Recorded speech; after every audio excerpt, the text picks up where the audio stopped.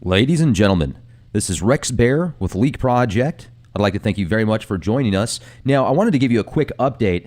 I had an opportunity to speak with Robert Vicino from Vivos Shelters, and this guy is just a bounty of knowledge. He sent me images of what these shelters look like that they build around the world, and they are 4-star quality, top of the line, built way above and beyond what most people have the capacity to do unless you've got millions and millions of dollars. Now, he sent me some images, and I'm going to share these with you today, folks, here at the Leak Project. And then we spent almost 2.5 hours discussing the current state of affairs today. And I was shocked when he told me his personal beliefs on Planet X, aka Nibiru, some of the astronomers that had mysterious deaths after they said they discovered something with that telescope. I think it was the IRIS or IRAD telescope. I can't remember the name of it exactly, but an infrared telescope. Now, he is just very well informed with false flags, alternative media. He knows his stuff.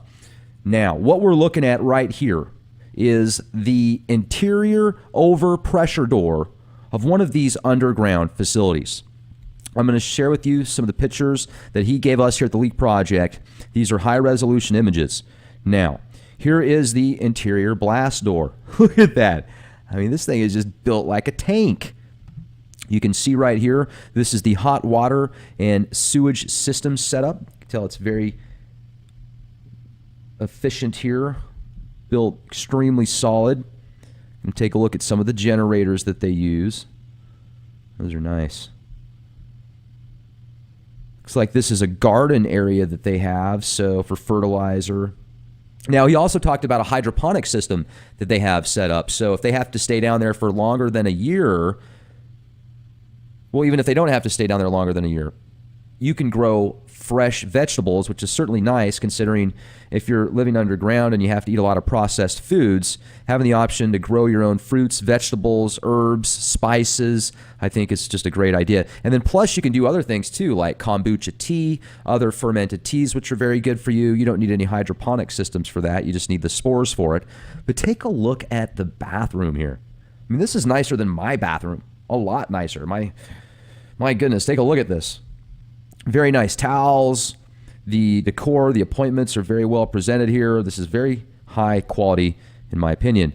Not so fancy and godly that it's like being in a museum, but it's clean, it's comfortable, it's nice. You've got exercise facilities and kennels. So if you have a dog, look at that. Isn't that nice to know that you could even bring your pet? You know, man's best friend has always been his dog. And this is really neat. They've got not only the kennel for the dog, but also other areas for your pets. And then we're going to take a look at the electrical and water systems here. I mean, you can see this stuff's built solid as it gets. This is the kind of preparations that if you want to have a facility or a structure system in place that's going to be able to survive serious cataclysms, nuclear fallout, blasts, of other possibilities, just take a look at it for yourself. What do you think this would cost to build with your own money? I can't even imagine. Millions and millions of dollars. This is the dining area. Beautiful. Nice appointments once again. I like the colors. It doesn't look like your typical bunker, does it? Good amount of space. I'll tell you, if you got to live underground for a year, this is the way to go. Now, these are blast valves. You can see the steel enforced concrete there. That's the blast door. This is a blast door and crane image. I guess you can pull stuff up with that crane right there. That's a good idea. Let's take a look at the bedrooms here. These are queen-sized bunks. So, that's pretty nice. Picture the bathroom. Yeah, that's great. And then this is a picture of the air shaft right here. I'm going to scroll down. Wait till you see the kitchen. Look at that. I certainly don't have a fridge that nice. None of my appliances are that nice. Well, Matter of fact, most of my appliances aren't that nice anyway, but still. I mean, that is a nice kitchen. Look at those cabinets, the tile floors. Very well done. It looks like a resort or a nice house. Here's another image. Oh, look at that. Now, one thing that I liked when I was talking to Robert, he was telling me about the people that have bought into these facilities. Many of them are doctors, nurses, former military, police officers, I think he even said gynecologists, plumbers, just people that are very good in certain fields, and it's diversified. I think that's a good idea. If you're going to be underground in a community for a year, you got to make sure that I'd want to be around people that were well educated and had like-minded ideas. And one of the things that I thought was great also about Robert is the way that he talked. You could tell, he's definitely open-minded and not a fanatic in any way, shape, or form towards anything. He's very balanced, and I really liked his approach. He's got good humor, and I think that's important. Look at the lounge area. This is just awesome. That's beautiful. And then this is the main living area right here. So you can see there's the recliners and places to relax. Oh, hey, look at all these little circles here. Dust. All right, so here's another picture of the NBC filter wall and blast valves. Very nice. Another one here. And then this is the security entrance. And then we'll go to, they've even got a theater. Check this out. Nice DVD selection, I'm sure. This reminds me, I'm taking a look at these pictures, and I think of a resort, essentially. This is the kind of vibe that I'm getting. I've stayed at several resorts around the country, and that's what I see when I'm looking at this facility. It doesn't remind me of a bunker underground. And that's one thing that we talked about. If you've got to live underground for an extended period of time, how much space do you really need? What type of creature comforts would you need, essentially, to make it through without just losing your mind? So anyway, these are great pictures. I really appreciate Robert sharing these with us. This is just fantastic. This is kind of an exclusive. He gets invites all the time to come on different programs, some big outfits too. I mean, we're talking mainstream outlets. He's even been invited on Shark Tank. He was invited on Doomsday Preppers, and many of these mainstream media outlets that he could get millions and millions of views, and he's turned them down. So I feel very honored to have had the opportunity to speak with him, and he knows that people that listen to Leak Project are very well educated. And I've talked to people. I am so surprised, folks, how many people reach out to me that are in the entertainment industry, or a doctor, or somebody that owns a chiropractic clinic somewhere, scientists. It's just great. We reach all sorts of people with different fields and genres, and it's just a blessing to be a part of this. So I hope you guys are doing fantastic, and have a wonderful day, everybody. This is Rex Bear. Talk to you soon.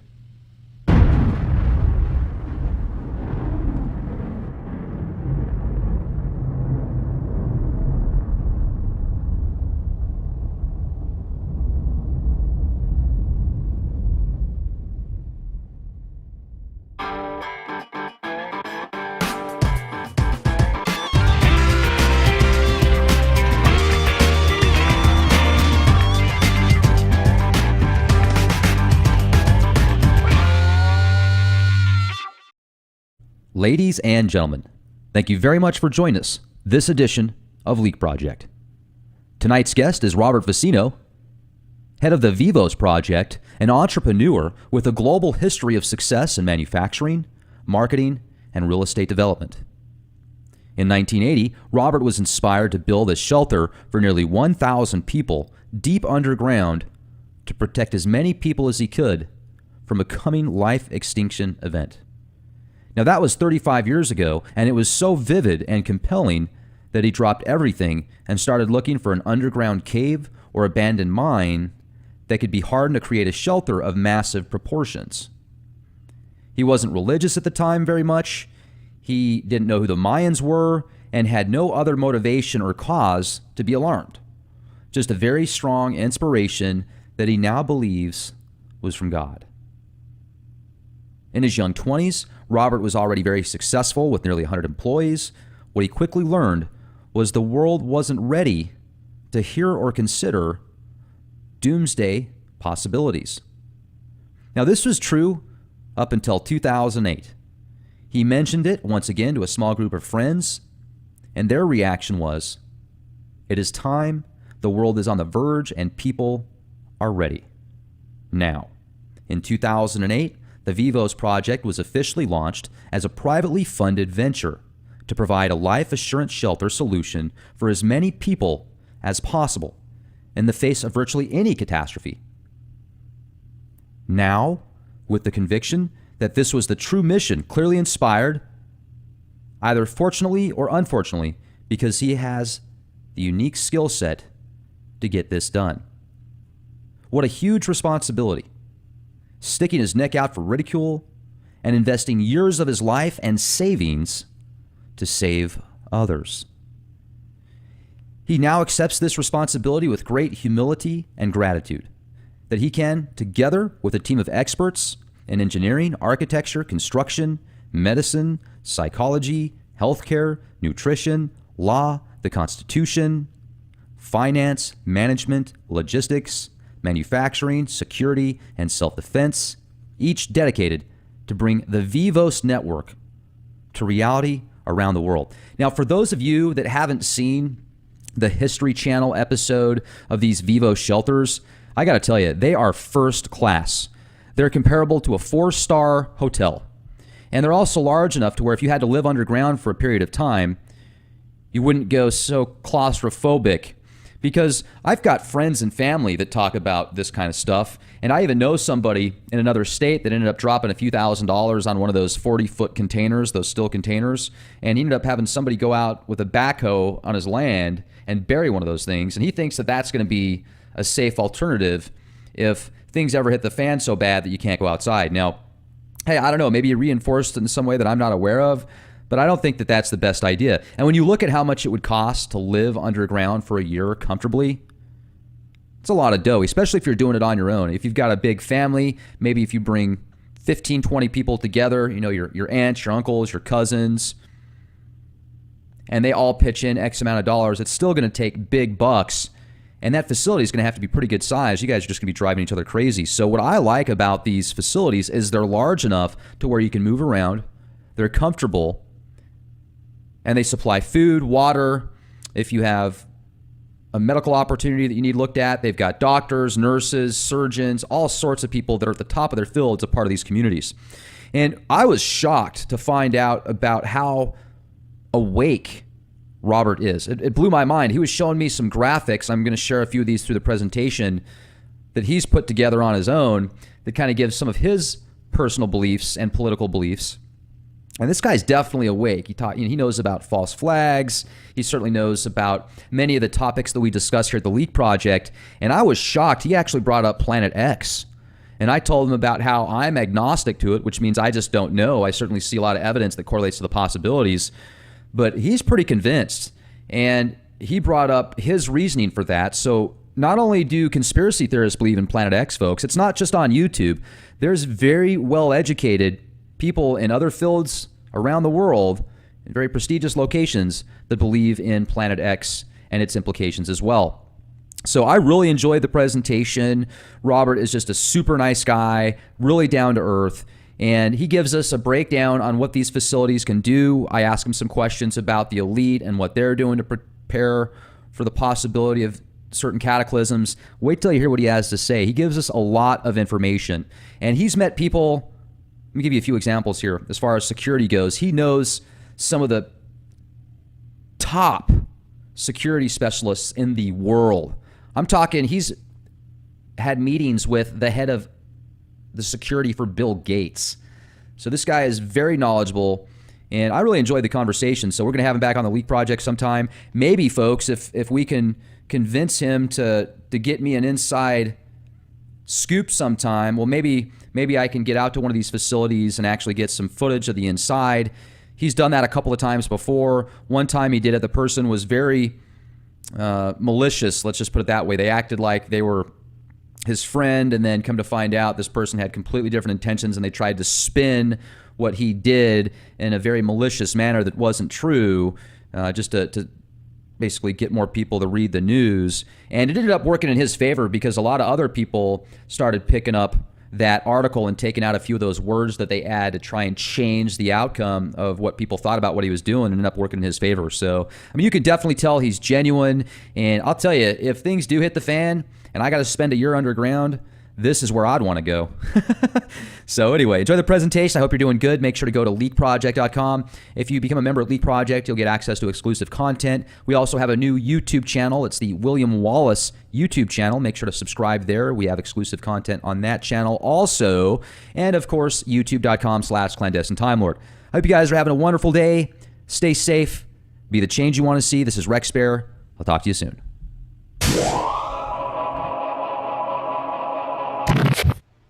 All right. Well, Robert, I got to tell you, it is an absolute pleasure to speak with you here at the Leak Project. I saw you first on the History Channel, and I was looking at some of those bunkers that you guys put together, and I don't even want to call them bunkers because I don't think that I should call them underground resorts, essentially. They look beautiful, and they're just so well built. But before we get into the construction and designs and such, first off, thank you so much for joining us. How the heck are you? Big, 6'8". 305 pounds.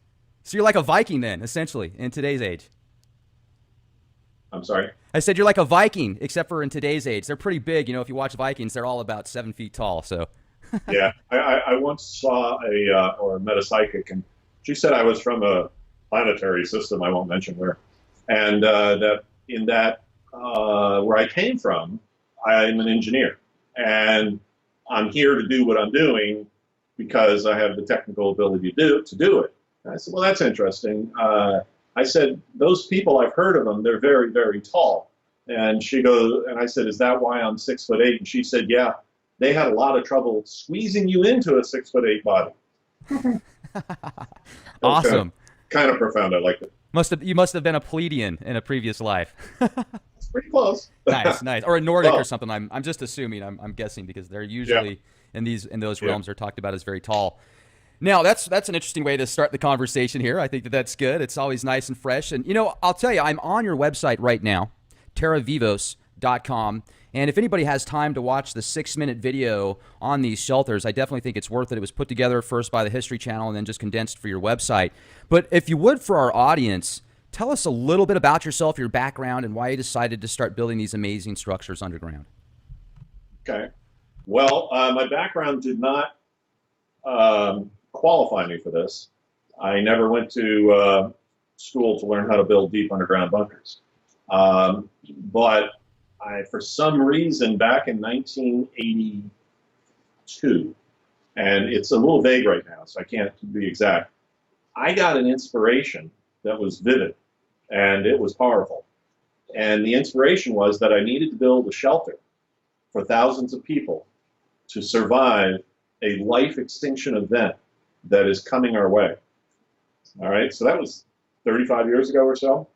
Okay. And what was interesting is, first of all, where did the message come from? And, I think it was God. So obviously I was receptive. But the key phrase in that I recall is coming our way. That means it's not already here. That means it's something out there. And I'm sure many people know what that is, and we can talk about it later. But at the time, I had a company with about 200 employees that I started in my garage with $500 and built it up to that size. Building, it was in the advertising industry. I'll just put it that way. And so I was very successful at that age. Rolls-Royce, house on the beach in La Jolla, airplane, 1941 Boeing Stearman biplane, and so on. And I looked at this and I listened and I said, why me? And I gave it a little thought and tucked it away, told some employees, and they said, that's crazy.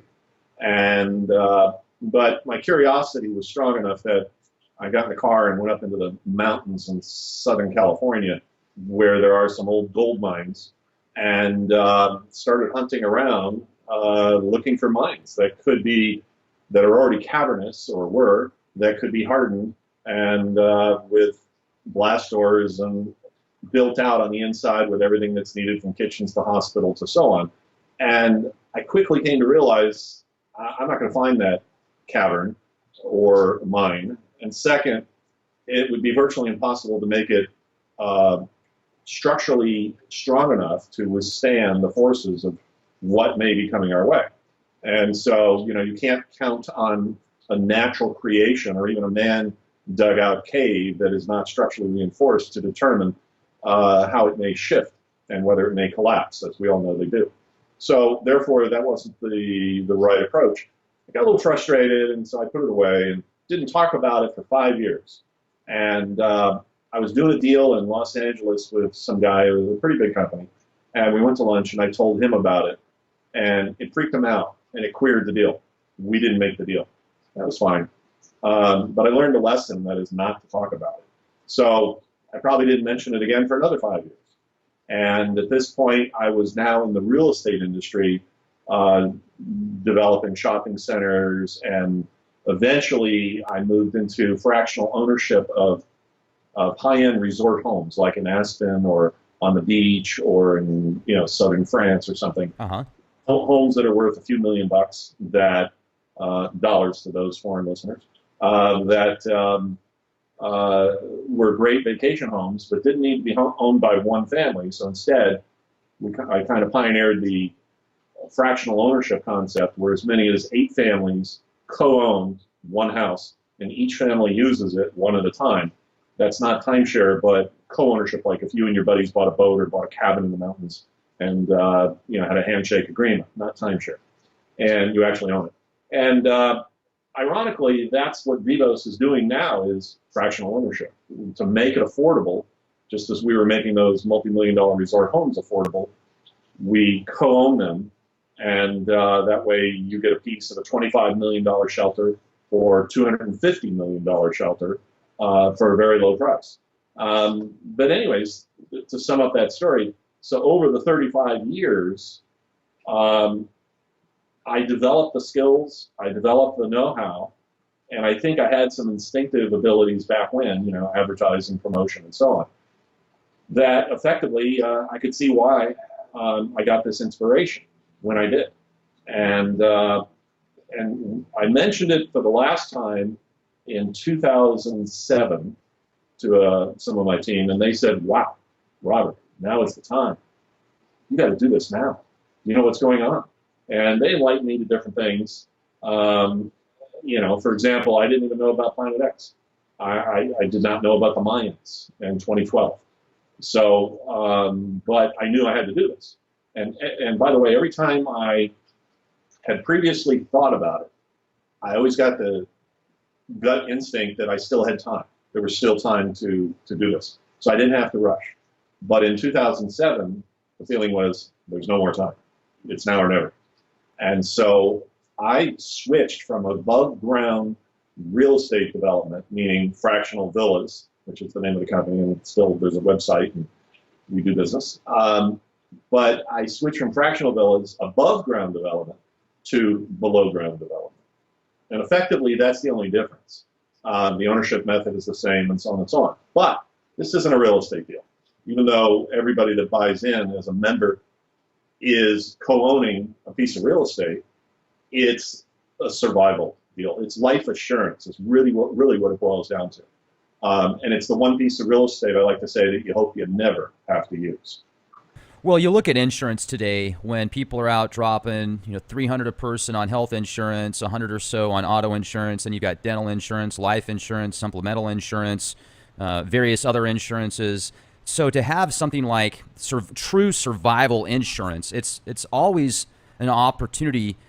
If you think about it, something at any time could really happen. I myself feel that, Planet X and all that kind of stuff, I'm very agnostic towards Planet X causing pole shifts and destroying the world. I don't even know if it exists. Now, there's a lot of stuff out there that points to the possibility. I've interviewed guests that say they've got the data and the footage, etc. But I'm more concerned about stuff like these nuclear reactors going into meltdown. Stuxnet is pretty much global now. It was designed to go after organizations in the Middle East, and now there's people using it back against us and going worldwide. And with 400 nuclear reactors around the world, if you got one of those going off, it could turn into a domino effect, and radioactive isotopes scattered throughout the world. I can certainly see some cataclysms. And if you could go underground for a year and not just live in this little dilapidated shell where you're going to be miserable, but actually feel comfortable, you're going to have a much better chance of surviving and not getting into this exposure of just some horrible stuff. Yeah, by the way, this connection's getting a little garbled. Can you hear me all right? Yeah, I can hear you great. Can you hear me okay? I can hear you now. Okay.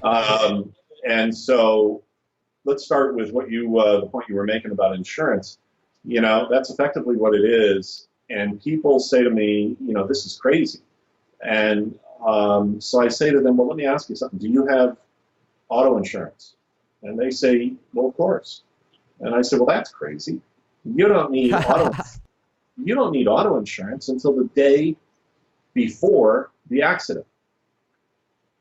So, but the thing is, we never know when that accident's going to happen. You can't predict the day before. Right. And so therefore, you need the insurance all the time. And that's effectively what this is. It's life assurance. And it's something that, why not? Do you want to provide your family with some money? And in the case of the disasters we're talking about, money will have no value. There may not be any life, and certainly no insurance company left standing to be able to pay out the premiums. So, this scale of epic biblical catastrophes.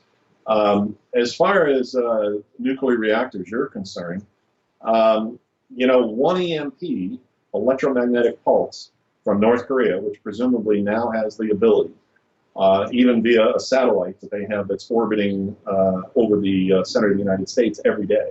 And it has a payload, and we don't know what that payload is, but let's assume the worst case.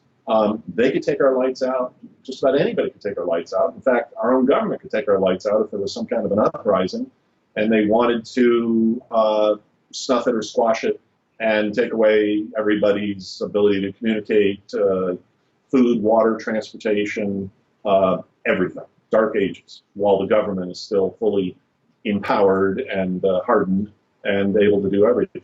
I mean, why not? If I was back in the Civil War days and fighting the other half, I probably would have used it if it was me, if it was available as a tool.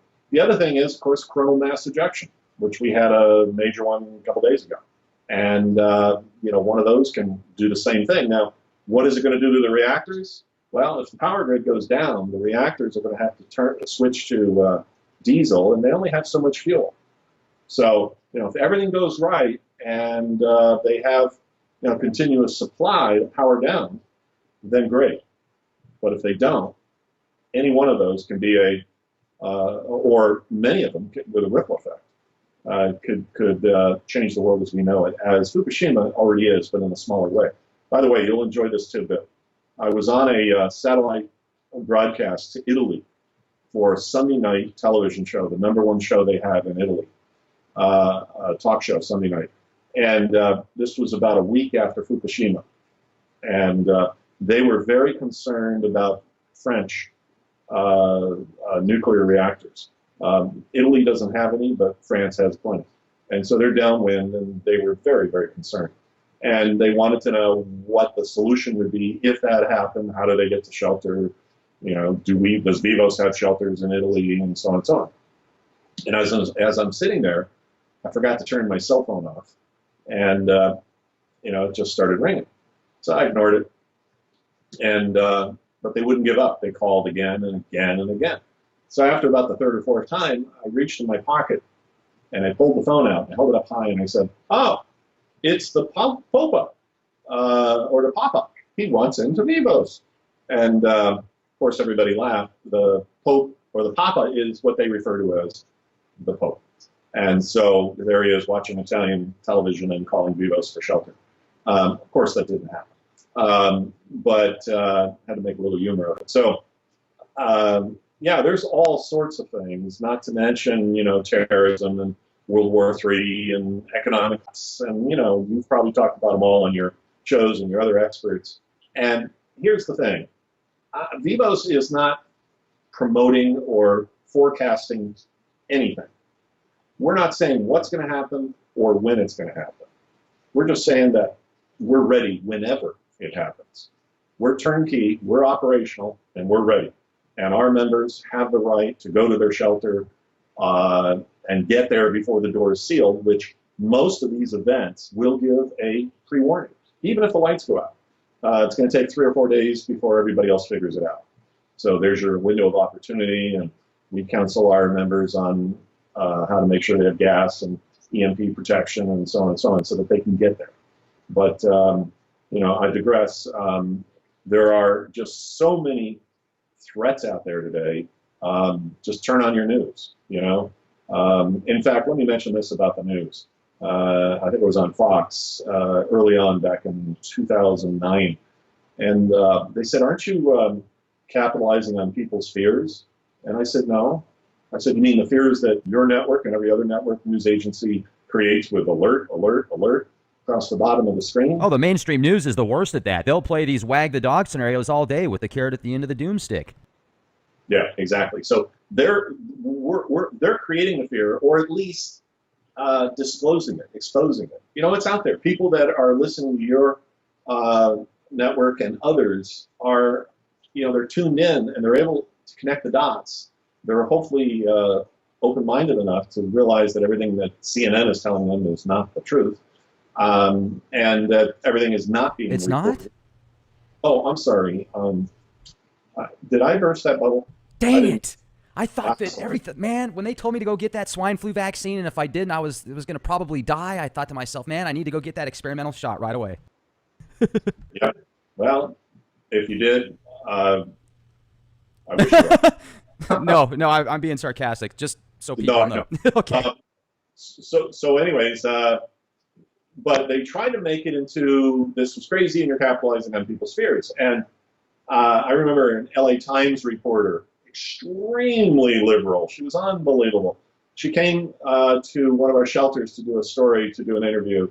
She drove the smallest Toyota, I think it's a Corolla, I'm not sure, with one of those tires that if you get a flat, you're only supposed to go 50 miles. She drove about 200 miles.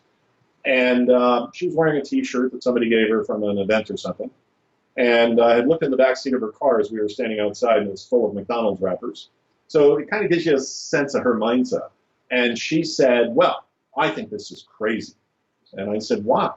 And she goes, because it's only for the elite. And I said, really?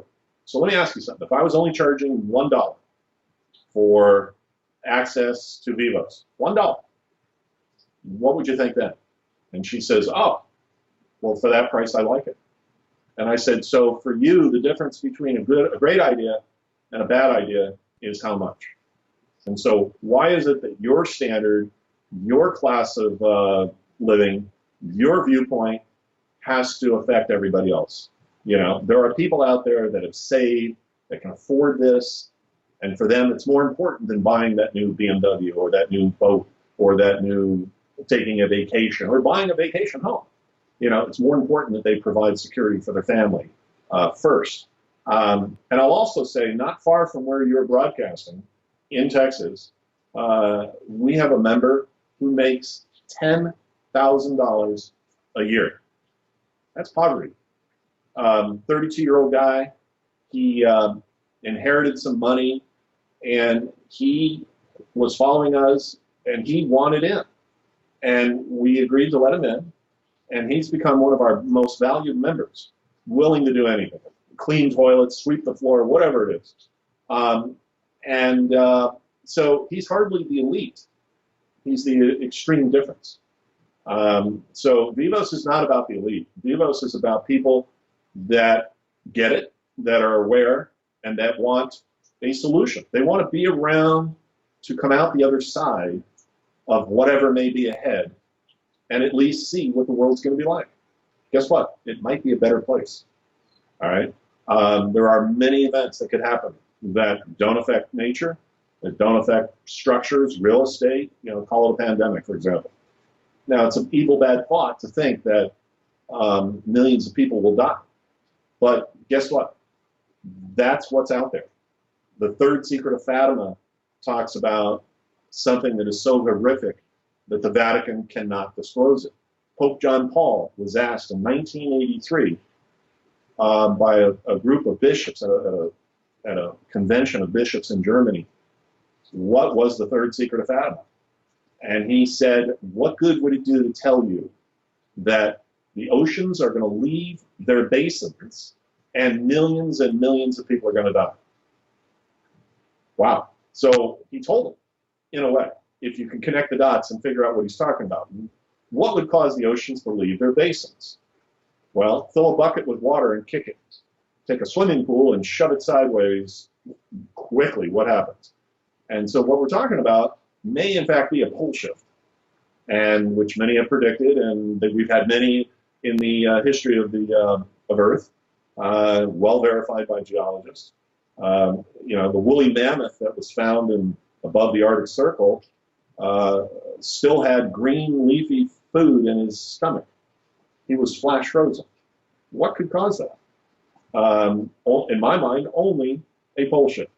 And where the atmosphere was ripped away or went one direction as the planet went the other, and perhaps like in The Day After Tomorrow, that movie, the chill of space or the cold temperature of space came in and flash frozen. So, and then what would have caused the pole shift to begin with? And that's where we go back to the beginning of my inspiration, which is Planet X, Nibiru. I do believe it's coming. Sorry, did I use a little Hillary accent there? I didn't. Nah. Got up. Hey, could you bring me some soap and water for my mouth? Anyways. Warning. Yeah, warning. Bill is near. So I just love it. So anyways, I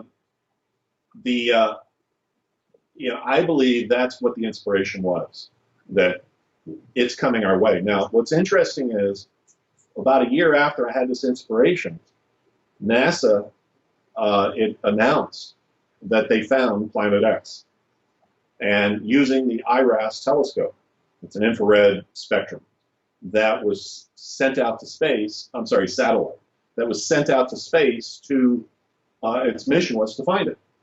And in 1983, they found it, and it made the front page of New York Times, Washington Post, cover of U.S. News and World Report. It was everywhere.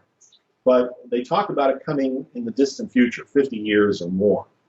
And so people kind of rolled their eyes about it and weren't really concerned. Well, Ronald Reagan saw how horrific it would be and how much chaos it could create if people knew the truth and understood the consequences. So he wrote an executive order that prohibited any government person or agency from ever discussing it again. So why would he write an executive order if there was nothing to worry about? That's the same time frame that the U.S. government, the Russians, and the Chinese all started bunkering up. They started building their deep underground bunkers, in our case in Colorado, New Mexico, the high ground in the Rockies, as well as elsewhere, Mount Weather in Virginia and so on. That's where a lot of that black ops money went, those trillions of dollars that are unaccountable. They're not that stupid that they can't figure out where they lost $1 trillion. But I can tell you that those bunkers or shelters exist. One of them is reported to be 10 miles square. We get reports from insiders. In fact, one of the guys that I was kind of amused that called us early on worked for the Pentagon. He was effectively the Secret Service for the Pentagon for the Secretary of Defense. And he was calling me to ask if we could accommodate him at Vivos. I said, the Secretary? He said, no, himself, this security guy. And I said, why? You've got your own shelters. And he said, no, the government has them, but I don't. I'm not on the list. And I said, how sure are you that the government has them? And he says, well, let me put it to you this way. I've escorted the Secretary to a half a dozen of them around the country. I was left outside the door, the blast door, when, as he went in, and I had to wait on the outside because I didn't have a high enough security clearance to see what was behind those doors. So that's about as close as you're going to get to, exposure. But, we all know they exist. The rumors are true. Um, and we know the government knows. They know what's ahead. In fact, the latest internet buzz is that Putin wanted Obama to disclose that Planet X is coming. And Obama's unwilling to, refusing to. So Putin has threatened to do this and that to force him to do it. And now apparently there's some pact between Russia or Putin and Trump. If Trump should get in, that Trump will do the disclosure. The bottom line is this: they can't disclose it because the minute they do, our society will melt down. We'll have total chaos. Let me jump in real quick and add to that, because I have watched people on YouTube with some of their channels, and I've seen their channels grow, and they're good people. I know their intentions are in the right place. Yet some of these guys I'll watch, and they'll be looking at what you can clearly tell. I'm not saying every time, but oftentimes you can clearly tell they're looking at lens flares, and they are freaking out. I mean, they are literally like, I can't sleep. I don't know what to do. We got to repent because it's coming. It's going to be here. And I mean, it just creates this huge buzz. And then they might tell someone that might tell someone else, and their kids might overhear it, and then their kids get freaked out. And as a matter of fact, I'm so glad you brought up this Planet X thing, because even though I am agnostic, which just means I don't know, there is a lot of evidence that points to it. But one of the main guys at NASA came out just a couple days ago and made a quick video, like a 7-minute video on Nibiru. He said the reason he made the video is because a 12-year-old girl wrote to him saying she was freaked out that she was going to die because she heard about Nibiru coming back. And he basically debunked the entire thing. He said, we don't have any evidence and this and that. And you start wondering when they release those videos saying there's nothing to worry about. There's nothing to worry about. Don't, just go back and relax. Just take it easy. That's when you really start to wonder. All right, well, let me just say this. Only the government knows. Those outside of the government, the astronomers that knew that we're going to leak it to, possibly leak it, that's, the best we can figure, they're dead. What is it, 50, 60 pairs of astronomers have died mysteriously in the last decade or so, and they died in pairs, or they work in pairs. So each astronomer has a partner, and within a week of each other, one would die and then the other one would die. Oh, he shot himself in the back of the head with a nail gun 9 times. Oh, that's a common way to commit suicide, isn't it? Yeah, and so they it's mysterious. Let's just put it that way. And the other thing that's various scientists have been disappearing. So it seems like if you do know, and they think or they know you've got something solid. For example, if I had absolute proof, and I could show it to you right now, that was undisputable, that wasn't a lens flare, that wasn't a hysteria or anything like that, it was actual fact. The truth is, I'd probably be dead before this broadcast airs. Okay? So they're not going to let anybody get this out.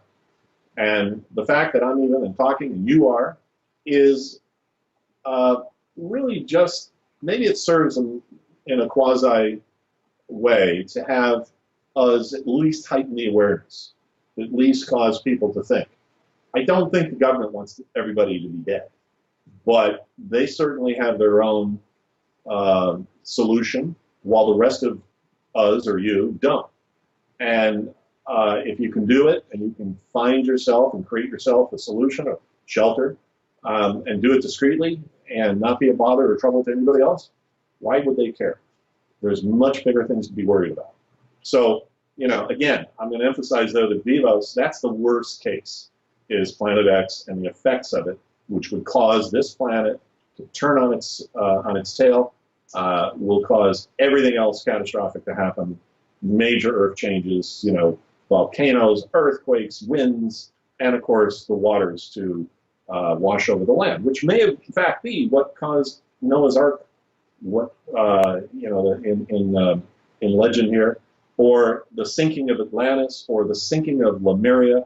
All of these things had something to do with water, or so it said, in so many different religions and so many different ancient scripts. And then, of course, we could talk about the Sumerians and Zechariah Sitchin and his interpretation. But, let's just put it this way. The government was looking for Planet X in 1983 with the IRAS satellite. And the question is why? And the reason is that everybody has been looking for it for thousands of years since its last passage. And so, they've wanted to prove it up and know when and know what. And so I believe there's something out there. If you don't want to call it that, that's fine. But something is coming our way. And I think it's going to have hellacious consequences. But be that as it may, and said, I hope that myself and my family, and you and your family, are able to survive it and at least come out the other side, to be part of a new beginning. And that's what Vivos is all about. The word Vivos is Latin. It means the living, all right, or to live. And it's profound that that's the name I chose because I didn't understand Latin. I don't know Latin. But that word came to me just like the original inspiration. And when I looked it up, I said, oh, my God, it's the perfect name, Vivos. So here we are. Good stuff. And another thing, too, that I wonder sometimes is it seems as if the economy does collapse, and if things start to fall apart, it's kind of orchestrated at certain levels. I wonder if the most elite, affluent people that do control the majority of things behind the scenes because of their funding and where all their money goes, almost like an octopus or something like that, if they know the time and if they know about this Planet X, or even if it's not Planet X, or a cataclysm or an event or a meteorite or an asteroid that'll cause, just a global destruction and millions of deaths, maybe billions. So they just usurp up as much as they can. They use the middle class and the others as their lemmings, essentially, to build their structures and get all the resources they need. And they know the time. So, okay, bang. Then they martial law, bank holidays. People can't go to the grocery stores because there's nothing available. Nuclear reactors might start going off. I don't know. I'm just thinking about all of this, and maybe they've got it connected with possibly World War III too, because it seems like they're held, when I say they, I'm referring to these puppet masters, or really want to create a global war so that they can then pick up the pieces and have their new world order agenda intact. What are your thoughts on that? Well, I think the Georgia Guidestones said it more succinctly than you just did.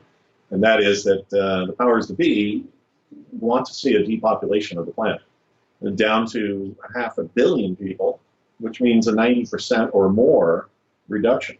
And whatever way that's going to happen, be it by nature and just letting nature take its course, or by some man-made, pandemic weaponized, or World War III, or whatever it may be. I understand you're agnostic. I believe in God. I don't believe in religion. So, because religion is divisive, and vis-a-vis, let's take a look at the Middle East, and Islam and Christianity. They've been fighting the holy war forever, and they will never stop. And so, but God is above all that. And I'm not a Bible thumper. In fact, I've never read the Bible. All right, I was brought up Catholic, and I skipped the thing on Monday afternoons called catechism. Got in a lot of trouble for that. Yeah, I'll bet you did. But when I became an adult, I said, I'll go to church or to whatever religious brick and mortar there is out there. When Jesus comes down and stands in front of it and says, this is the one that got it right, that's the one I'm going to follow. And so until then, they've all got their interpretation. But the truth is that there are powers that be, the Illuminati, whatever you want to call them, whoever put up the Georgia Guidestones, the Ted Turners, who feel that even 500 million, is too many, right. Or Bill Gates and so on. The truth is, it would please them to no end to see this happen. There's a reason they built the Doomsday seed vault north of the Arctic Circle in Norway, where every seed of every biological plant or every plant on the planet is now warehoused and in freezing temperatures, deep below ground, in these huge vaults to preserve them for whatever may be ahead. So again, that's a indicator that maybe they know something, or maybe they're going to cause something. If you go back to the Bible, again, from what I understand in Revelations, we're going to have Armageddon. We're going to have the war of all wars. And they're going to look up and see this thing coming at them, and they're going to go, wow, what's the use? They're going to lay down their arms and go home to be with their families because they're going to realize, why are we fighting each other? And so, again, that kind of leads to the possibility of Nibiru or perhaps something else out there.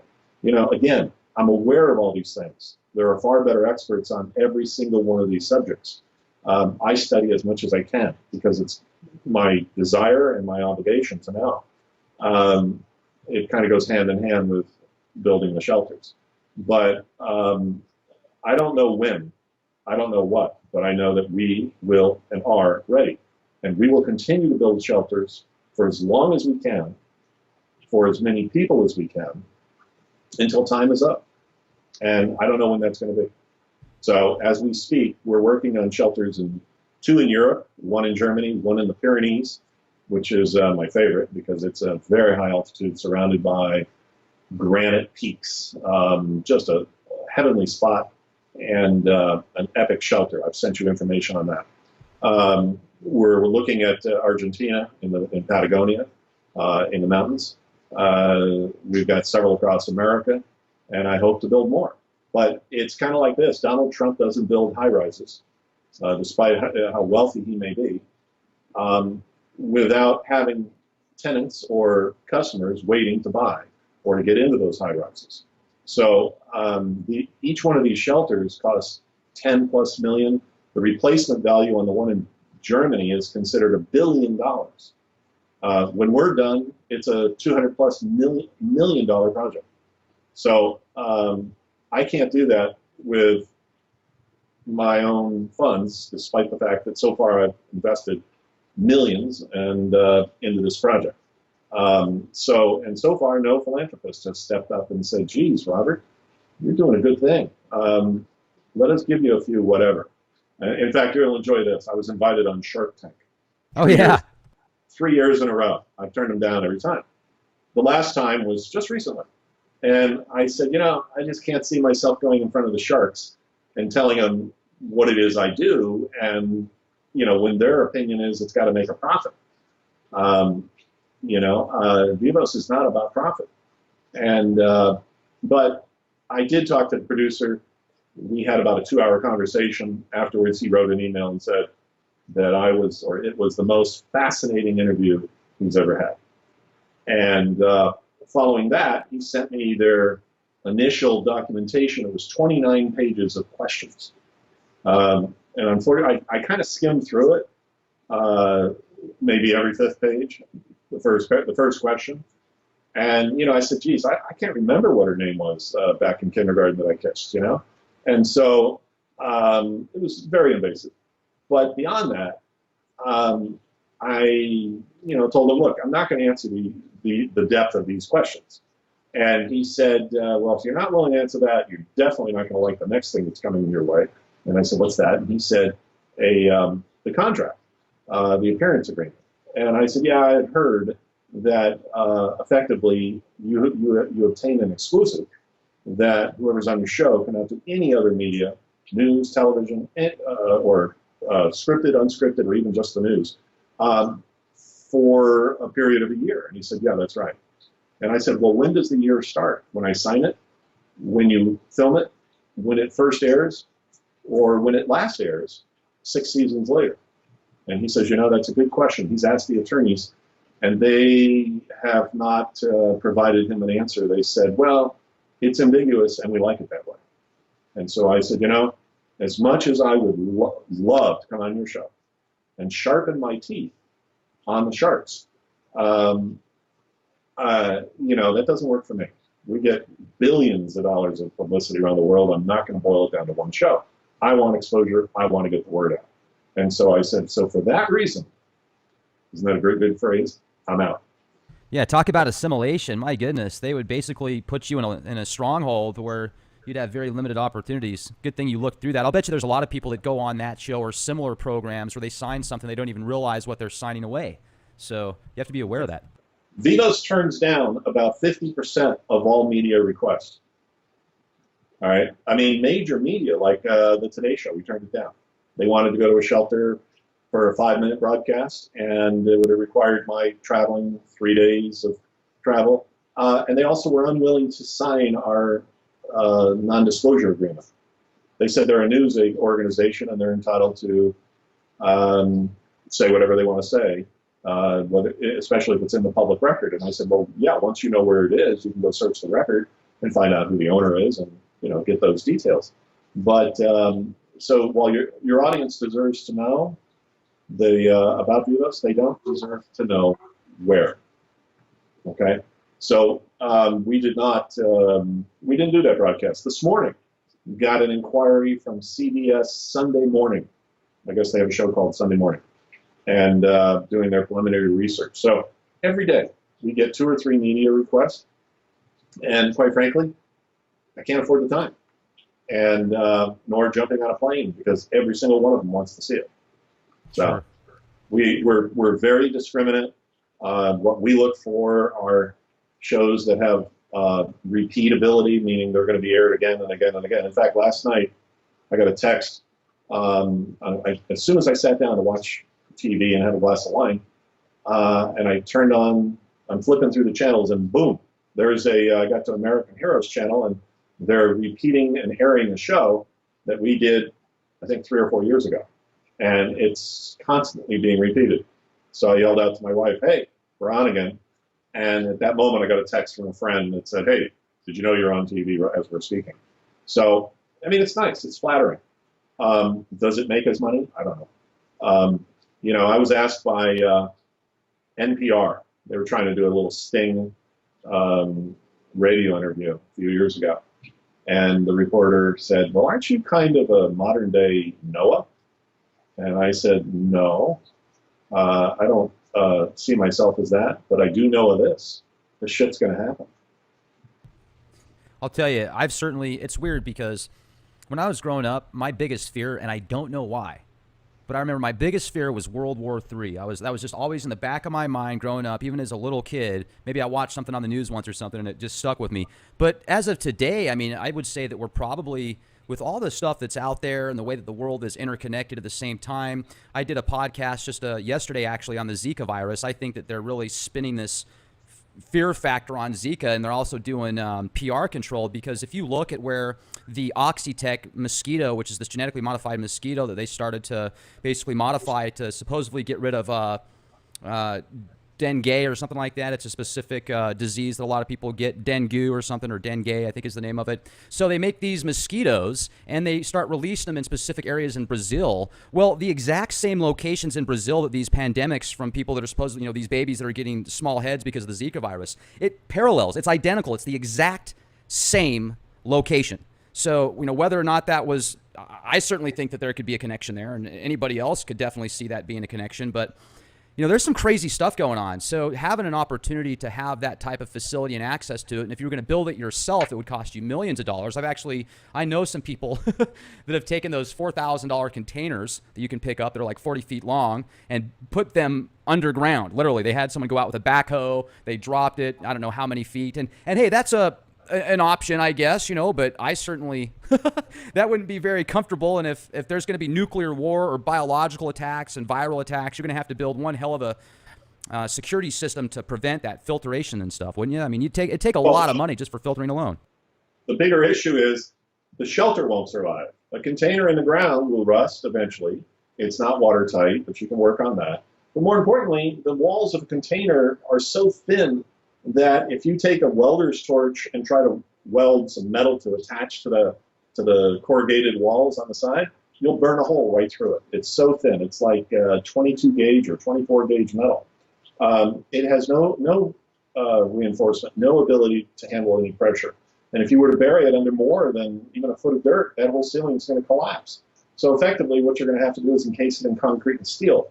And at that point, why do you have the container? So look, there's a reason they don't build nuclear reactors out of containers, shipping containers, nor do they build them out of corrugated pipes, big drain pipes, like a few of the guys that are out there selling underground shelters. Those things are not meant for human habitation. They're not meant to survive the pressures. In 1996, there was an earthquake in Northridge, California. It was 6.7 on the Richter scale. Following that earthquake, which was a major one, the American Society of Structural Engineers did an analysis of every large diameter corrugated pipe near the epicenter. And from 6 feet to 12-foot diameter, every single one of them had collapsed like a pancake or like a pretzel, all sorts of contortions.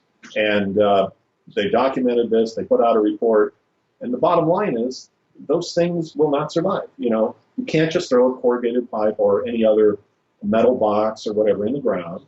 It's concrete and steel and a lot of steel. It's not a basement. It's got to be a lot of steel and the right grade of rebar. So, they're built. Our shelters are built like a nuclear reactor. They're going to survive. In fact, we're told that the one in Indiana is so solid, so strong, monolithically, that it can be pushed sideways through the earth 30 feet without damage to the shelter itself. It's embedded in clay. The surrounding soil that they imported is all clay. So imagine that. It can withstand a 20 megaton blast from 10 miles away. The shelter in Germany was built by the Soviets, dug underneath out of a 400 feet below a mountain, a granite mountain. And so big that it's 5 kilometers of underground roadways and tunnels. 5 kilometers. The Soviets built it during the Cold War. They filled it with munitions, tanks, all sorts of artillery. And the intent was to have it for an invasion of Western Europe, which of course never happened. But the blast doors on that thing are, let's see, wider than my hands can show you on this screen. They're about 2.5 feet thick. The pins as they go into the casing around the door are about that diameter, and they're repeated about every 6 inches. The door alone takes 20 minutes to open hydraulically. There's 3 of those doors. You can drive a Mack truck or a military tank right across it, right inside. The thing is massive. And so we're building that out to accommodate about 1,000 people comfortably. We could do a higher density, but we can't figure out how to get more people in at the moment of truth. When they all show up at the gate, and we've got 2,000 paid members and 10,000 locals that know about it and say, hey, we want in. So that shelter, the only way to bring people in and out is by helicopter. And so we seal the compound, seal the gates. It already has military razor wire and a 3-foot thick concrete wall all the way around the 75 acres. But anyways, that's one. Another one in the Pyrenees at 5,500 foot altitude is so remote that it provides its own security and defenses. So, I digress. I forgot where I was heading with this, but these shelters are fortified. They're fortresses. They will survive. And by the other token, they're comfortable. They're not World War II bunkers. They're not battleship. They're not military grade. They're comfortable, plush interiors. Not over the top. They're effectively a 4-star fit and finish. And the reason is you have to psychologically survive. You won't survive for more than a week or whatever time if it's all gray, it's all concrete, and it's all steel. You need comfortable materials around you, ergometric, sound-absorbing materials, moisture-absorbing materials. So we use all natural, fibers. We use solid woods. We don't use veneers. We use the right color scheme. It's kind of like walking into a Starbucks. I think the Indiana shelter has over a dozen colors that are hand-selected, each one to complement and make you feel comfortable. So we want our people to be as comfortable as possible while they sit there and write it out. Write out the horror or whatever is going on the surface. I've had people say to me, oh, I pity those people that would be down in a shelter for a year. Wait a minute. Let's put this in perspective. If they're in a shelter for a day, a week, or a year, not a day or a minute longer than they have to be, there's a reason for it. It's because whatever's going on the surface, they won't be able to survive. We're not going in a shelter to have fun. And so if we seal that door, it's because you cannot survive on the surface. So don't pity the people that are down there. Yes, they're going to be emotional. Yes, they're going to have a lot of sorrow. There's probably going to be a lot of crying and soul searching and maybe wounded people and who knows. But we've got security forces. We've got top-level military colonels. We've got guys that have served in the Middle East. We've got Navy SEALs. We've got surgeons, top-level surgeons, and registered nurses, and so on. So we're going to have a far better chance of surviving than anybody else is on the surface. So who you want to pity is those people that are on the surface that don't have a solution, and that may include you.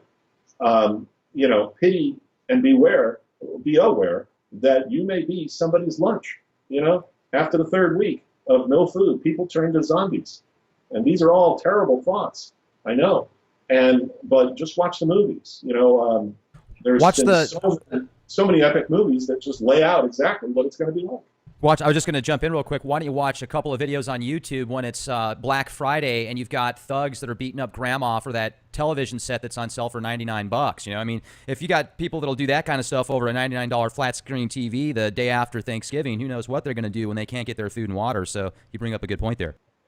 Yeah, we're on the verge. I don't know if you want to timestamp this interview, but I'm concerned about the elections even happening. All right. You could say, well, why? Well, there's rumor Trump may jump out. There's rumor Trump may get shot. There's rumor Hillary may, of course, constantly being investigated, and the foundation corruption and so on, and also her health. But at the other side of the coin, I watch Obama do speeches on a daily basis where he's taking up all of the airtime to talk about how he believes Trump is unfit. Well, who's he to determine who's fit? What were his qualifications to get in? And what are Hillary's qualifications? We can look at what disqualifies her, and it's a list longer than your arm. So the question is, why is he doing that? And personally, again, I'm sorry we're going to timestamp the interview, but my feeling is he's setting it up so that if in the future he decides to cancel the elections, he can write an executive order that he believes that Trump is a national security risk and therefore cannot allow him to be president. You could say, really, can he do that? He can do anything he wants. And if he does, I think you're going to see all hell break loose in America. And you want to talk about the second coming? That's going to be the second rising. And I'm not advocating that. I'm just saying that all of these threats are looming around us on a daily basis. And anybody that believes this is crazy, well, I'm sorry that you live in a Pollyannic world. I'm sorry that, it's called the normalcy bias. You don't want to see anything change. You don't believe it can change. In fact, let me tell you this short story. I was sitting in a coffee shop at a table. There was an old guy at the other side of the table. I say old guy, he was in his mid-80s. And he was very crotchety and cranky and snarly and so on and so on. And he looked at me and he says, "What do you do?" And I said, well, mostly blondes. No, just joking. I build shelters. And he said, "Why?" And I said, "Well, for this and this and this." And he said, "That's crazy." And I said, "Why?" And he said, "This stuff will never be needed in our lifetime." And I said, "Well, sir, I realize you're a little older than me, and maybe you're right. But in my lifetime, I think it will be needed." And he says, "It's never going to happen." And I said, "Really?" I said, "Let me ask you a question. Do you work for the government?" And he said, "No." And I said, "Well, okay. So you're not a government expert?" He said, "No." I said, "Are you a scientist?" And he said, "No." I said, "Are you a biologist or an astronomer?" And he said, "No." And I said, "So you're a psychic?" And he said, "What are you talking about?" I said, "You must be a psychic because you're making a prediction, but you have no expertise to base it on. So therefore, you're coming up with a prediction based on whatever." And he said, "No, that's crazy. I'm not a psychic." And I said, "Well, then what did you base your prediction on?" And he says, "Well, I just don't believe it's going to happen." I said, "Oh, so your belief system won't allow it to happen. So therefore, in your mind, it's not going to happen." I said, "That's not a very good plan." What was it? Ayn Rand said, ignoring reality won't protect you from reality or the consequences of ignoring reality. And so this guy, he just could not conceive of this stuff, and he refused to want to hear about it. And he got so angry. Of course, I probably contributed to that he got up from the table and stormed out, and he said a pretty nasty thing. And I'm sure it's what people said to him when he was in, 10 or 12 years old. And it's the worst thing he could come up with. And he left, and I've never seen him again. But, regardless of what you believe, it makes no difference. It's not what you believe. It's not what others believe. It's not what the Bible says. It's what may very well happen, whether we like it or not. And so for that reason, you should find a solution, be it in your backyard, which, by the way, we don't recommend, or be it in the mountains, or whatever your solution is, or join Vivos. We're looking for good people, and right now it's still very fairly priced. So, I'm not here to scare you. I'm here to help you survive what may very well be ahead. And if somebody was to invest into one of these shelters, and I mean, do they get their own room? Is it like a bunk system? How does that work? No, it's not. It's not a bunk system like in a big open auditorium with bunks like you'd have in a hurricane shelter, let's say, like the Superdome did, which was fallacious in itself. What we design, well, we take every shelter and first do some designs and plans to try and figure out what's the optimum population, so that we can accommodate the people comfortably with about 125 to 150 square feet per person effectively. So if you divide the total square footage by the number of people, that'll tell you your effective square footage within the shelter. So there's breathing room. The Red Cross says that for long-term shelter you need about 45 square feet per person. FEMA says about 50. So we chose 150 to make it as comfortable as possible. And then once we have that number, then we start to design the bedrooms. And we've actually invented, get this, queen-size bunk beds. All right, they're queen-size mattresses. So 2 people can sleep here and 2 people underneath. And so a family of 4 would be in that room. And pardon the pun, but a perfect nuclear family. Back in the 50s, they said husband, a wife, a daughter, and a son is the nuclear family.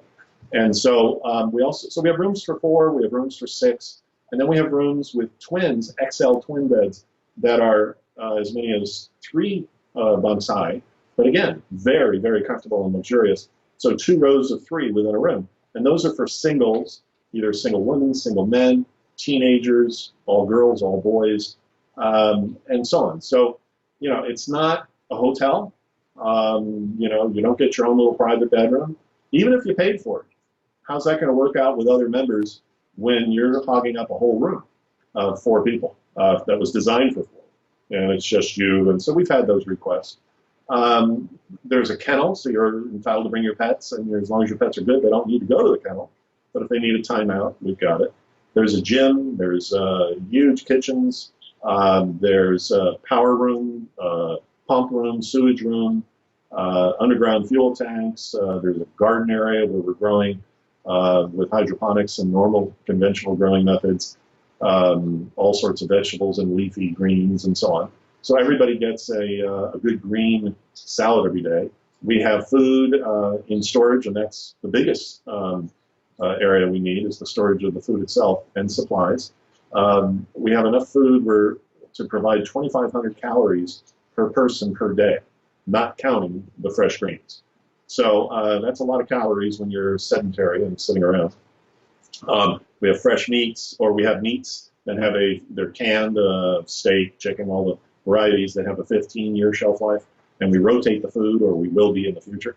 And then we have grains and all the essentials. So effectively, we can have gourmet dinners. We have chefs. We have game room where kids can play their video games. We have a theater. We have dining areas. We have lounge areas where you can just sit and hang out and talk or play board games or whatever. And, one of the things that's going to happen in Vivos is people are going to talk. There's going to be a lot to talk about. And but you don't have to talk. You don't have to be in the public spaces. You could stay in your room and read a book. Bring your computer and write your memoirs. And while all this is happening, we still have 24/7 security. We have cameras. We have all sorts of defensive measures. Let me just put it to you this way. Once you're in Vivos, you're going to be very safe and very secure.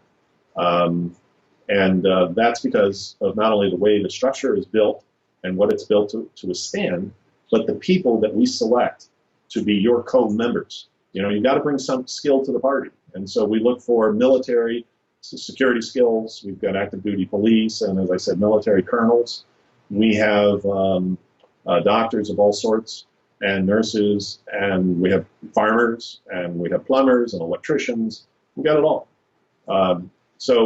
And that's not our staff, that's the members themselves. So we don't populate one shelter with all plumbers. Nobody knows how to cook. Or with no plumbers at all. Without a plumber, you could have a real disaster down there if the toilet breaks. But everything down to toilet paper. And you would say, well, how much toilet paper do you have? We asked Mr. Sharman, and he told us 20,000 sheets per person per year. So that's what we have. So for every person in there, there's 20,000 sheets made into, made of rolls and so on. And soaps and shampoos and peroxides and medicines and a medical area and, on and on and on. So it's very, very comfortable. I was doing a radio interview with a morning talk show host up in Vancouver, Canada. And this was back in December of 2015. And he was very cynical. He said, well, most of the people I know believe the world has never been safer than it is today. And I said, really? 3 days later, the Paris attack happened, the major terrorist attack, where they killed people in the theater and in the restaurants and so on. Real safe world. But he went on to say, well, I understand that your shelters are kind of like a 5-star hotel, like the Ritz-Carlton. And I said, no, they're more of a 4-star. And he goes, I remember he was very antagonistic, and we were, from the moment we started this half-hour interview, it was game on. And I enjoyed it. I loved it. So he said, so it's kind of like a Holiday Inn now. And I said, yeah, probably where you stayed last night to qualify you to be a talk show host this morning. Nice. So, Holiday Inn's like a 2.5, 3-star. Yeah. Yeah. So look, it only cost me another 5% incrementally to make them comfortable. So don't begrudge the comfort. Okay. Why not? That is not the cost here. The shelter is the cost. And pulling everything else together, the millions of dollars that we have to put in. So. Well, that's another thing that I was going to ask is if you had to spend a year down there, wouldn't you want to feel comfortable and not have to, sit on a chair that was about ready to fall apart or that was just concrete? And then you talk to some people, it's amazing the cognitive dissonance people have. It seems like when they're nervous about things, oftentimes they'll just say you're crazy because of their ignorance and they don't want to think about the possibilities. So that's incredible. Now, I used to think about these missile silos, these abandoned ones that at one point had, missiles down there, but then they were decommissioned and stuff. And I even read an article once about there's somebody out there that sells them as like that's their forte in real estate. That'd be a neat thing to do, but I'm sure just to get into one of those, it'd probably cost you hundreds of thousands of dollars, and then to fortify everything else, by the time you're done, it's over $1 million. And how much would it cost to get invested into a share of the Vivos facilities? Well, Vivos is currently priced per person at $25,000 for a child. That means 16 or under, and $35,000 for an adult. So again, if you took a family of 4, 2 adults, 2 children, it's going to cost about $120,000 to have a shelter that is worth about. We're selling it to you for about 10 cents on the dollar of its replacement value. So, for example, Indiana, that shelter is worth about $25 million replacement, and as stocked and fully equipped. So divide it by 80 and it'll tell you what the value is, the true replacement value. So we're really giving it away. We're charging no more than we have to. Again, I haven't seen a profit yet, so it's not about profit. On the other side of the coin, you can't build anything close to this, because even for your family of 4, it's going to be very tight and claustrophobic. It's going to cost you $100,000, $200,000, and you're not really going to have a shelter. You're going to have an underground, maybe a storm shelter, but not something you're going to be able to stay in long term. You can't survive with just your family unless you just have the miracle family with all the skills. People need others. You need the skills of others. How are you going to defend your family if it's 4? How are you going to put on a 24/7 security watch to make sure you're not about to be ransacked or taken over, or how you're going to put up a fight if you are. How you're going to take care of your family when somebody gets sick, or comes to the shelter wounded, or gets wounded. So there's just so many variables, but also you need space. You need cubic space. Imagine being on an airplane on the tarmac in San Antonio today, in the middle of the heat, and having to stay there for a week in this tube. Good luck with that. We've all been there. I think most people have. And it's terrible. You need to be able to get up and walk around. So Vivos has 12-foot ceilings minimum in Germany, and there are 22-foot ceilings. It's so big in Germany, you can't even walk around that shelter. The first time I saw it, I said, I can't walk this. And I want to see the whole thing today. So do you have an electric cart? And they said, yeah, sitting right over there. It was a golf cart. And they said, but we forgot to charge the battery. And I said, no problem. Let's go to lunch and we'll come back tomorrow. And so we did. And we got that cart running. And without it, there's no way you could tour the whole facility in one day. That's how big it is. All right. And as part of our package, it will include electric vehicles, trams, vis-a-vis Disney, that'll take you throughout the facility. So you can go from the hospital to the theater to the restaurants to whatever.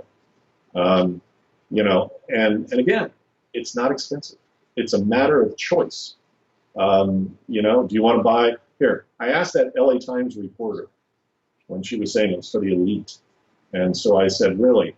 I said, do you consider somebody that has a 20-foot ski boat on the lake or on the river to be rich and the elite? And she said, well, no. I said, you can't buy a 20-foot ski boat for $35,000. Unless it's 20 years old. Yeah, you consider somebody with a mid-size, mid-range vehicle to be elite. And she said, well, no. And I said, you can't, that's $35,000.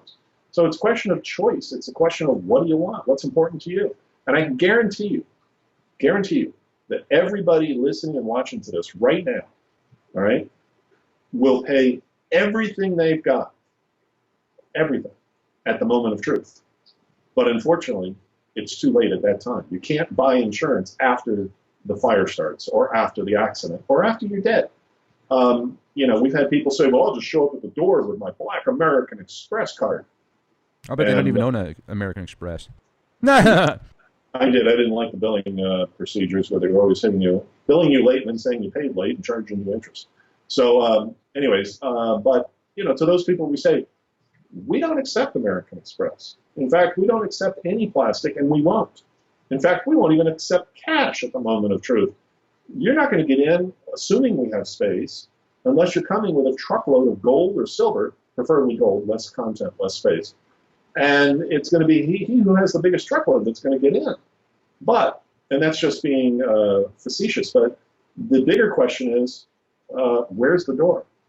You don't even know where the door is. So how is it you're going to show up? And so that's the reality of most people. They're still dancing on the dance floor and listening to the band play on while the Titanic is sinking. All right? And so when will they get a clue? When it's too late.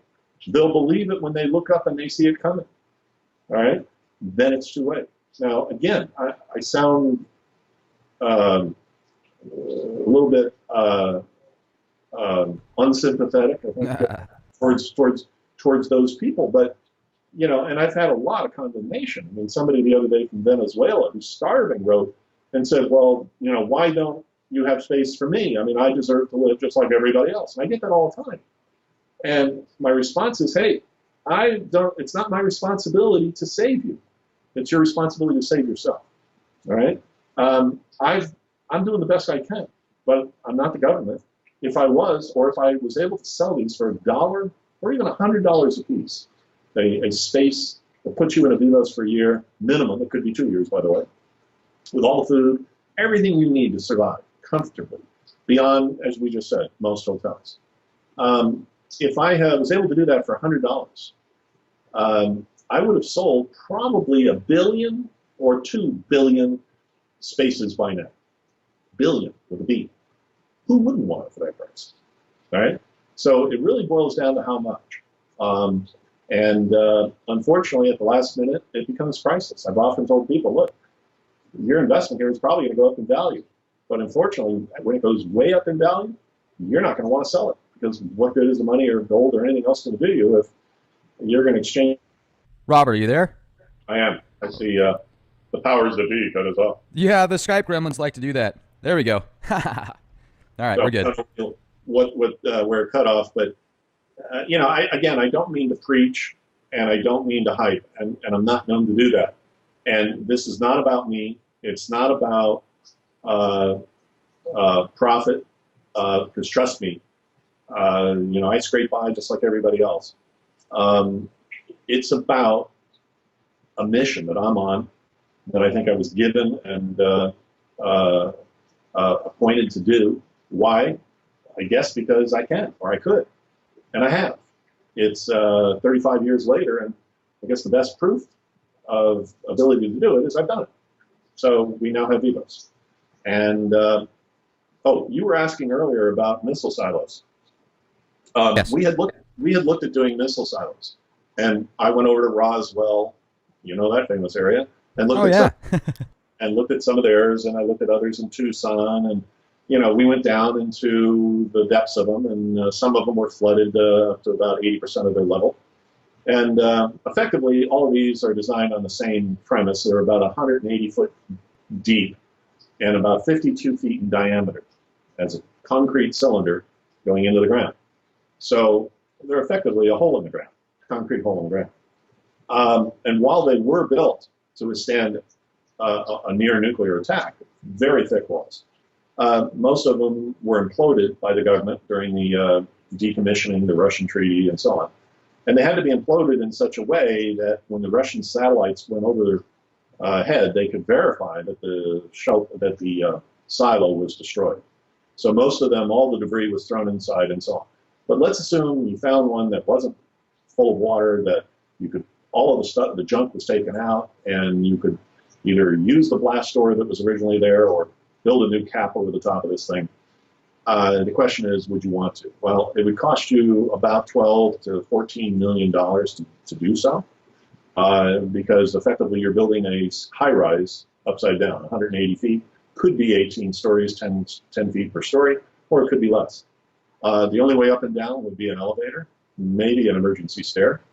And, I remember hearing a story about 50 or 60 workers got killed in one of the silos years ago when a welder's torch ignited something and something blew up.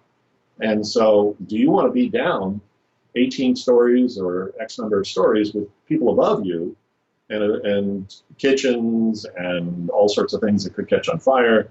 And, how are you going to get out? So to me, they were death traps. And I said, no, we want to be horizontal. We don't want to be vertical. So besides the fact that they're very cost prohibitive, the guy who's selling them, he lives in what's called the control center, which is a separate dome that is about 100 feet away from the silo that goes straight into the ground.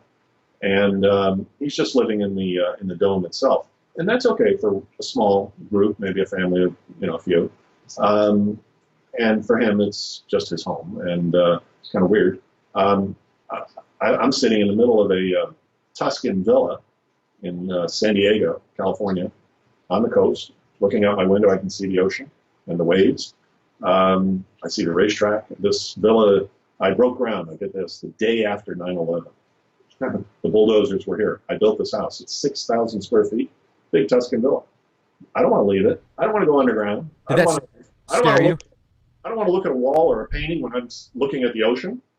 Okay, so we have no rush and no desire to head to shelter.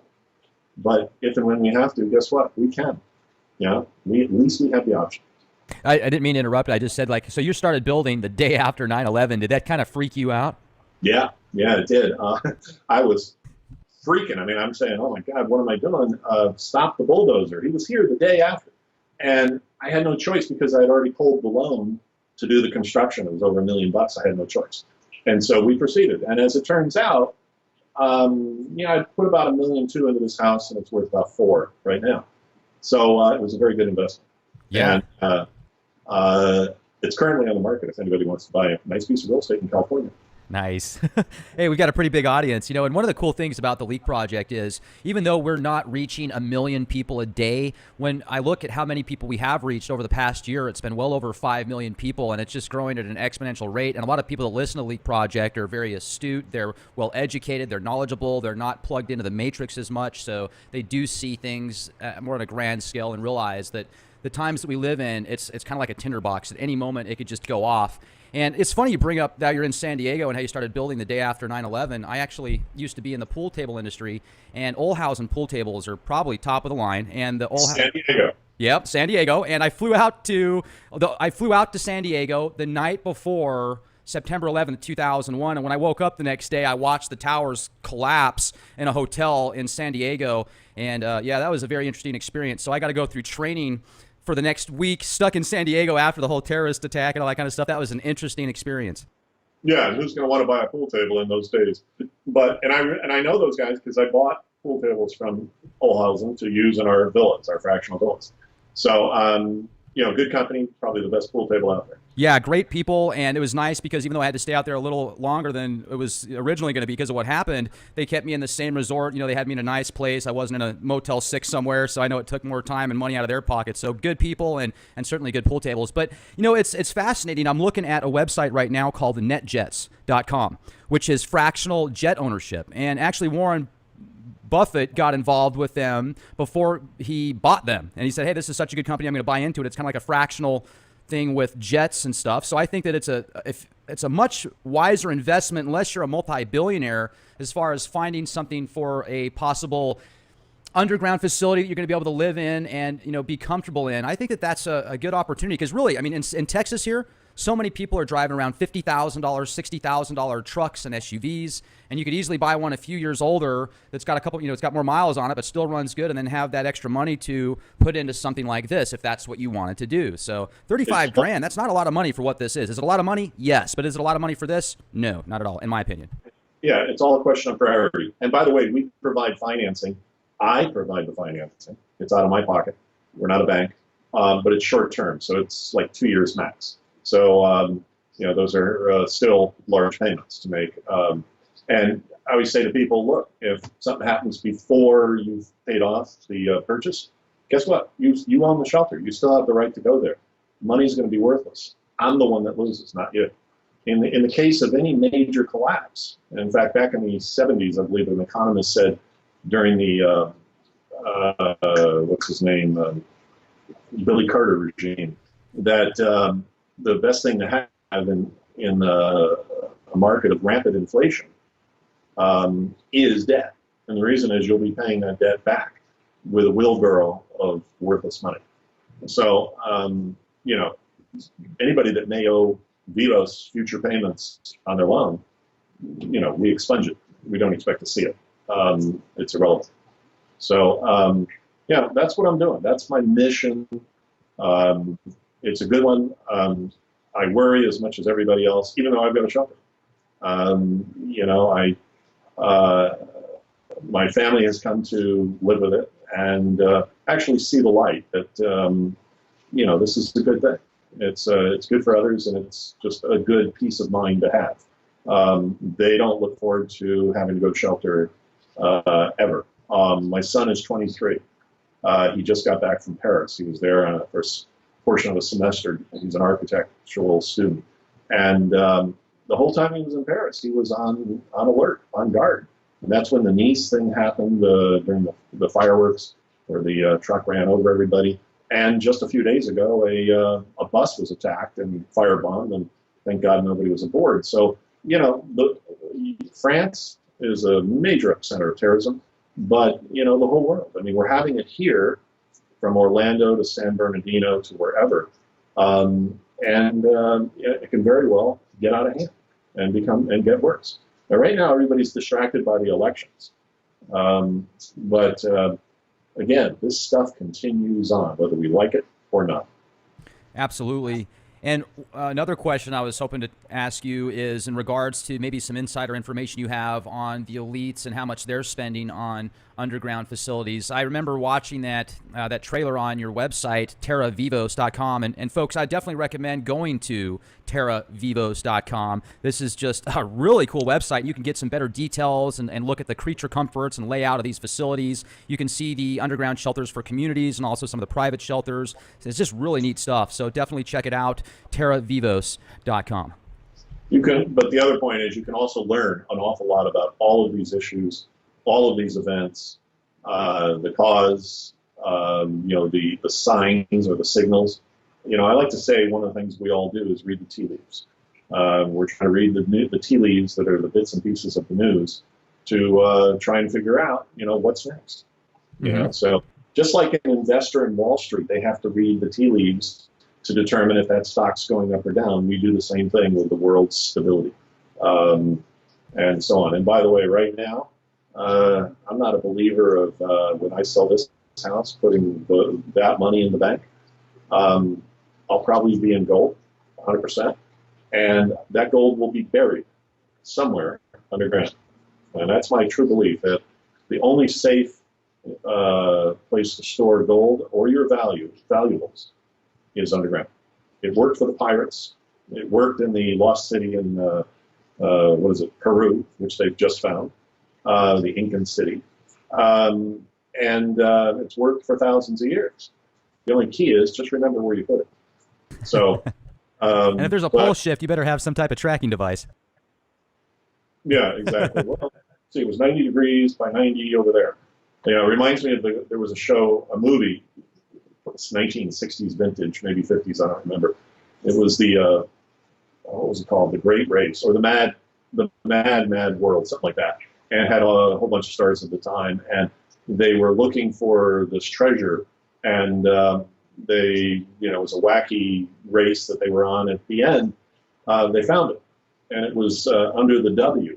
And the W was, a bunch of palm trees, 4 palm trees that were making the shape of a W. So straight underneath is supposedly where the treasure was buried. You want to tell at least one other person if you do bury it. And there's some tricks to even doing that. My recommendation is go to Home Depot, get some of those plastic tubes, PVC with a cap on each, and put a little bit of your treasure in there. Dig down about 3 feet somewhere, set it in the ground, bury it, backfill it. But when you get down to about the last 6 inches of backfill, put some washers, metal washers, just sprinkle them around the area, and then bury that. And the reason is if anybody's looking for your treasure, their metal detector will find those coins. They'll dig or washers, they'll dig and go, oh, we got it. And then they'll say, ah, it's just a washer. And, they'll move on. They'll never think of digging deeper. So anyways, just little subtle things. But, we think about everything at Vivos, just about everything that can happen and how to prepare to be ready for that stuff to happen. In the meantime, life goes on, and try to enjoy every minute of it. Unfortunately, the more aware you are, the harder that becomes. It's hard to go back to your iPod. It's hard to go to. I created a graphic recently. The Pokemon Go game. I call it Zombie. Yeah, I added 2 letters to it. I'll send it to you so you can put it on the screen here. But I've added an O and an R, so it's now Pokemoron. I love it. Yeah, for those that are going off the cliff, which has happened. So, people are really, that's all they're into. That's all they're interested in, that and their reality television shows and, maybe whatever they can do on Facebook. And, that's a very sheltered, closeted way to live, but that is the majority of society right now. It's proven by go out and ask people who Vice President of the United States is.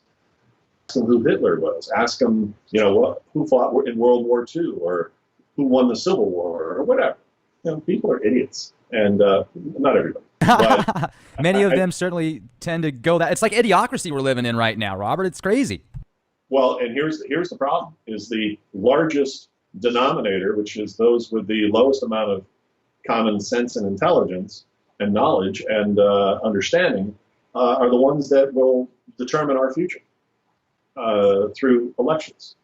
Everybody has a right to vote, and they're voting for the freebie, as we've all seen, and the handout, and it's very unfortunate. And oh, my phone's ringing. Guess what? They're calling you right now. It's the Pope. Love it. Get me underground now. Oh no, that was Obama. I'm sorry, he wanted a. He needed a lift. Yeah. He heard you talking about him. He's like, "Hey, man, I thought we had some negotiation process. I got 8 shares into your underground facilities." Yeah, you probably that's separate. That's completely separate.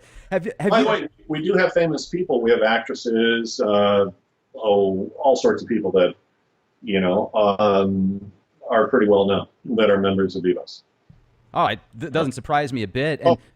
And you even asked, what are other people doing? Well, I can tell you, the head of security for Bill Gates was here. We had a private meeting, and a few years ago, and I looked at him and I said, "So does he?" And he said, "Yes."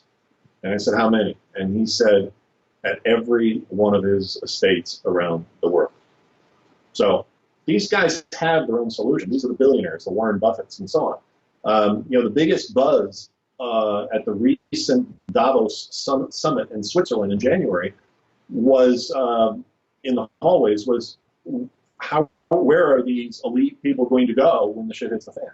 They all see a potential uprising, and whether it be man-made or whatever the reason is, economic collapse, which is also one of my bigger fears right now, or concerns. But they were all talking about bugging out and where they're going to bug out to. They've got their jets, so they can fly anywhere in the world. And where they're looking is New Zealand, Argentina, et cetera. They're going to go south, where there is less chance of radiation fallout. There's very few targets or no targets down there, and so on. So the elite are planning. They're not stupid. They too see the need to have a backdoor solution to save themselves and their families. The real problem is the 99.99% others don't, and they can't afford it. In fact, let me give you this statistic. We have hundreds of thousands of applications to get into Vivos, okay? Every day. From your broadcast here, we'll probably get 100, 200 applications. We screen those. We follow through with them. We try to get them on the phone to feel them out and talk to them and find out, what they're really like and where their mindset is. But at the end of the day, 99.99% of them cannot afford Vivos. All right, they couldn't even afford the food, my cost of food, which is about $3,000 a person. They can't even afford that. And I wish I could figure out a way to do this and make it affordable to everybody. If I could do it for $1, I would. I just can't figure it out. And trust me, I'm scratching my head a lot. You see, it's missing some hair. So means you're a thinker, man. Means you're a thinker. Well, a problem solver, and looking for solutions. I've got about 18 patents to my name. Years ago, I was a prolific inventor. And so I'm always thinking outside of the box. I've never worked for anybody. Well, I did once at 16, and I was fired within a week. So I'm unemployable. So I've got to be ahead of the curve. I got to find the niche between the boulders to find something that nobody else is doing that I can do, and that's what I've obviously found with Vivos, although it's not for economic benefit. So if any of your listeners has a better way to do this, a solution, a way to help finance it or support it, or they're a philanthropist and they'd like to throw $100 million at this, and we'll build as many shelters as we can to save as many people. We've even thought of doing it for $99 a month, where you make a payment every month of $99 like you would on insurance. But then we get people with family of 6, and they're going, well, my God, that's $600 a month. We can't afford that. So no matter what we've tried, we just can't seem to figure it out. And you could say, well, then make them less luxurious and take down the doors and the walls and don't have private bedrooms. I don't think that's the answer, because I don't think you're going to be able to survive in that environment long term. So we're open to all suggestions. I'm easy to reach, terravivos.com. And, we're really down to earth here.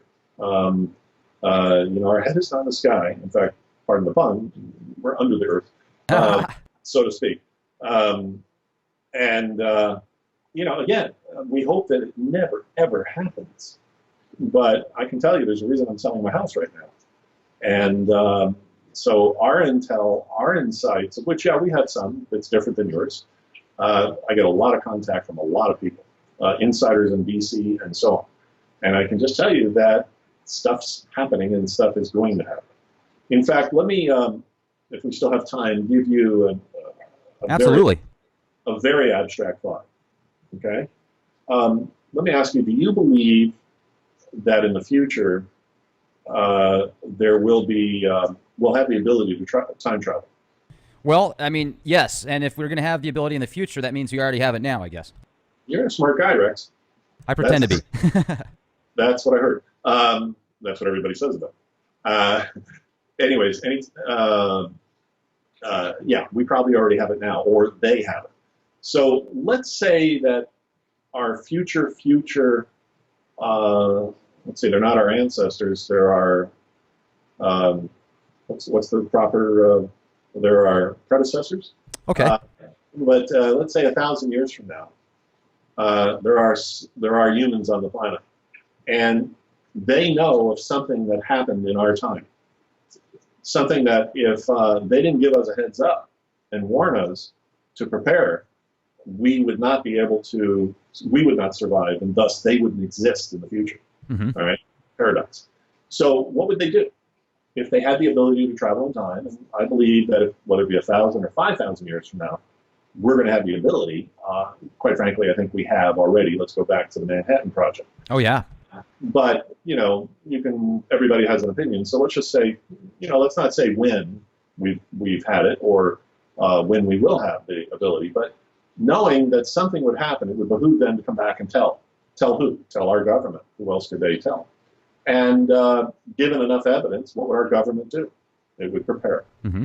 And they would dig and they would build as big a bunker or bunkers as they could for as many of them that they could. Meaning the government elite and civilians and military. And so it kind of fits the puzzle that, why did they build these deep underground bunkers? And when I say deep, I mean deep, thousands of feet, a mile down, and vast, huge shopping centers inside, effectively mall type size. And why? What do they know that they're not telling us? So, and as we've already discussed, they're not going to tell us because they can't. They want to enjoy, and they probably feel as good custodians of mankind that they're doing us a favor, a service to not tell us, so we can enjoy life as long as we can, as nice as we can. But back to the time traveler, it's almost insane not to believe that in the future we're going to have it. Einstein, said it was possible, and many others. And so at some point, I believe they did come back and they did tell us. And if, some of your audience may know of a guy named John Titor, Titor. He was supposedly a time traveler from 20,035 a year. Oh, yeah. Just, 19 years from now. And he came back in 99 and was here from 99 to 2000 in the early days of the internet and was, very discreetly putting out hints that he was from that year and he came back. He had to get a computer part from an IBM mainframe that existed back in the 70s that they needed in the future. And while he was here, he went and saw his family and his younger self as a young boy. And they lived in Florida at the time and so on and so on. But one of the things that he predicted, and it's well documented and there's a lot of YouTube, and I truly believe he was for real and that he was a time traveler. But here's the point. He said that America was going to have another civil war. And then he said, we're going to be invaded and we're going to have World War III. And then he said, something natural is going to happen and it's epic. And he didn't want to tell us. And he said the time frame for all this was 2015, 16, 17, right now. So let's go back to 1999 and ask yourself, would you in your wildest imagination have ever said America's going to have a civil war? No, we were riding high then. Everybody was happy. Would you have said there's going to be a World War III? No, 9/11 hadn't happened. And there was no fear. In fact, the Cold War had just ended. So who is going to be, why would somebody at 99 be making these kind of predictions? You know, it's they were so off the wall, people didn't even take it with any credence or credibility whatsoever. All right, but now it looks like he was pretty accurate. It looks like you know, what he forecasted is in fact what may be ahead in our future. So again, without you being religious or saying the end times, the truth is, I think we're there, and the next year or two is going to be very, very telling. So if you can't afford a shelter, you can't afford Vivos, you can't bang on the White House door and get yourself an invitation to get into one of theirs, or Bill Gates or anybody else's, start praying, and you know, take self-responsibility. You know, the people that survived 9/11, for the most part, were the people that took it upon themselves to get the hell out of the building. When the security guard went around and told everybody, go back to your offices, everything's going to be fine, those people didn't, and we know how it ended for them. So, you know, sad to say, but it's people with good survival instincts and tend to be conservative, tend to not rely on the government. They know the government won't be there for them when this stuff begins to happen. In fact, the government may be the cause of this stuff. So, you know, you've got to have good survival instincts. And one of the things we get criticized a lot by is survivalists, preppers. And remind me to tell you a story about the TV show called Preppers. Oh, yeah. Okay. Doomsday Preppers. But anyways, for the most part, from the very beginning of Vivos, when we first announced that we were coming out, we posted on some of those blogs and boards, the prepper blogs. And oh man, we got instantly, within minutes, criticized, attacked. These things don't exist. There's no such thing as, you know, those kind of shelters. And, you know, this is like Mick Bunker, and you're going to put one on every street corner, and this is crazy. What we came to find out from some of the godfathers of the industry, let's just put it that way,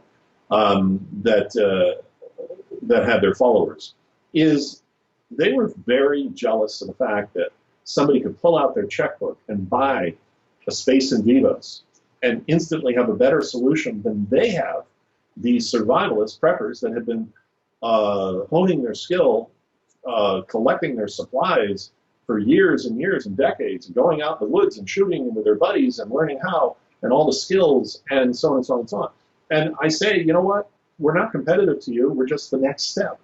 You and your ammo and your camo and your guns and your food and your fuel and your generator and all the things you probably have in your garage, in your basement, or in the woods aren't going to save you from nuclear fallout or from a pole shift or from epic earth changes or pandemics and so on. Those preppers are primarily prepared for a social collapse or an economic collapse or an EMP, those kind of things, anarchy, where they can defend their ground and survive because we all can stay on the surface and breathe. But otherwise, you know, they don't have a real solution. You know, if they don't have a really fortified underground shelter, all of those preparations aren't going to help them. It reminds me of a cartoon. I think it was Dilbert. The guy goes into the office and he's standing at the water cooler and he says to this girl that he's prepared for the end of the world. And she goes, oh, really? How's that? And he says, well, I got a garage full of ammo and food and water and fuel and a generator. I'm all set. And she goes, well, I am too. And he goes, what? You are? And she goes, yeah, I know where you live. Exactly. So, you know, and that brings us to Doomsday Preppers. For 3 or 4 years, I forgot how many years the show was on, they called us and begged us to come on the show. We were the ultimate. How could you have a show called Doomsday Preppers and not have Vivos? Right. I never watched the show. I saw one commercial for it, promo, and from what I saw, it was their first season, these guys looked like loons. Everybody that they had on camera and that they profiled looked like they were deranged. And I said, look, that's not us. And, well, anyways, after the 3rd year, the producer himself called. His name was Alan, and his office was in New York. And he said, Robert, I want you on the show. And I said, look, I'll never go on your show. And he says, why? And I said, because you make everybody look crazy and like a loon. And he goes, well, I don't make them look like anything other than they are. And I said, really? That and a little creative editing, and it's amazing how you can slam somebody. And I said, but the truth is, I agree. Anybody that does go on your show is crazy. Ah, nice. Is a loon. And he said, why? Why do you say that? And I said, because they're telling the whole world who they are and what they've got and where it is and what their game plan is. They've just revealed all of that for 15 minutes of fame. So now, hang on, you're going to love this. So I said, Alan, you're in your office, right? And he said, yeah. And I said, look out the window. You see the building across the street? And he said, yeah. I said, you see that window that's a little bit different and looks different than the other windows? He goes, yeah. I said, Alan, we're watching you. Nice. And he freaked. He goes, what? And I said, nah, just giving you a taste of your own medicine. Spooked him. See ya. And so I figured, what are the odds that he's in New York and there's a high-rise cross street and every window looks different? Right. Easy bet. But so we have fun with this, and I've learned to actually deal with the media. There was a Australian Sun Up Australia or Sunrise Australia TV show that I was on, and the guy says, "Well, if all this happens, are you going to be like the leader of the free world?" And I said, I don't really see myself. No, I don't aspire to that at all. But you sound like a pretty good guy. Would you like to send us your resume for consideration? So you've got to learn. I've had to learn how to deal with the media quickly, and when they're aggressive and they're hostile, you come back in kind. We also pick and choose who we, as I said earlier, we're even willing to give a story to, because now we know their agenda. We know the ones that are out to get you. There was this gal from New York in her mid-40s that convinced us to grant her access to a shelter, and we did, and I went there and met her and took her in and gave her a tour, and then we went to dinner, and I said goodnight, and I thought she was really, going to give a good story. Turns around, she was writing for a magazine, that publication that was not on the list that she mentioned, that we know has a very liberal bias, which is the government's going to be there for you. And anything other than that thought is crazy. And her headline was, "Meet the man who's building shelters for the 1% paranoid." Paranoid. And yet none of our members are the 1%ers. And they're certainly not paranoid. They're just aware. And so she came up with a real, twisting, cynical catchphrase or headline to get her story and get it sold. Well, what she didn't realize is that story went around the world, and other media picked up on it, and they were more gentle, they were more respectful. They just said, meet the guy that's building shelters for many. They would drop the cynicism. So we've had all types, and we have to live with it. P.T. Barnum said, don't worry about what they say about you, just make sure they say about you. Now, another thing that I noticed also, Robert, on your website, terravivos.com, you have DNA vaults. Yes, we do. One of the things we feel we're responsible for is to not only save people, but save the DNA of as many people and things that breathe and live on the planet. It could be that none of us survive, but the DNA will be of great value to whomever in the future should discover it. So just like the Doomsday Seed Vault collecting seeds of biology and organics, we're collecting the seeds of humanity and animals. And how we're doing that is for, effectively the cost of a small little kit that you collect your few drops of blood and send it back to us anonymously, by the way. So we don't know whose blood it is. It will go into the DNA vault, which is huge, and will be preserved forever, 100, 200 years. These are not refrigerated vaults. There's a new technology that at room temperature, as long as we keep it dry, your DNA can be suspended and preserved. We separate the red and blood cells from the white and the enzymes. And that's what's needed. And 3 drops of blood is predicted to be able to clone you in the future. So your DNA will speak for itself. To anybody who has that ability, the scientists can probably read you like a book, just looking at your DNA, know that you were a woman or a man, or maybe both if you were Obama. And yeah, hey, by the way, isn't it amazing how they talk about at the DNC, the Democratic Convention, this person was the first transgender to ever speak at a Democratic convention. And I'm thinking, no, that's not true. In 2008, there was a transgender. His name was Michelle. Did I say Michael? I meant Michelle. Anyway, take that for what it's worth. Yeah, I mean, who was the gal that came out? Joan Rivers, and made a comment, and then basically a few weeks later, she had an operating opportunity, I guess, and didn't make it through that. Yeah, one of the things you'll notice, I better cover up, is I'm not afraid to say anything about anything. And so I stick my neck way out. And I knew when we started Vivos that I was doing this, and that, meaning I was sticking my neck out, and no longer, quiet behind the scenes, but a target, and maybe a victim too. We'll see. But for now, I'm talking to you. So back to our DNA. Even if you can't get your body and yourself into the shelter, you could get your DNA into the shelter for $25.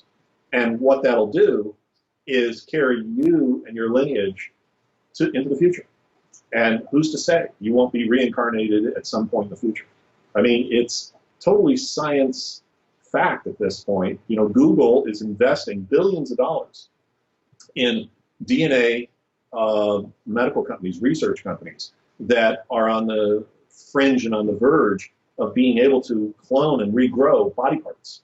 And they're predicting that in the future, they can make you live forever. That we could live for 1,000 years because they just keep fixing and replacing whatever's wrong with you, and through your own DNA. And so they've actually forecasted in 10 years, chemotherapy is going to be a method from the dark ages.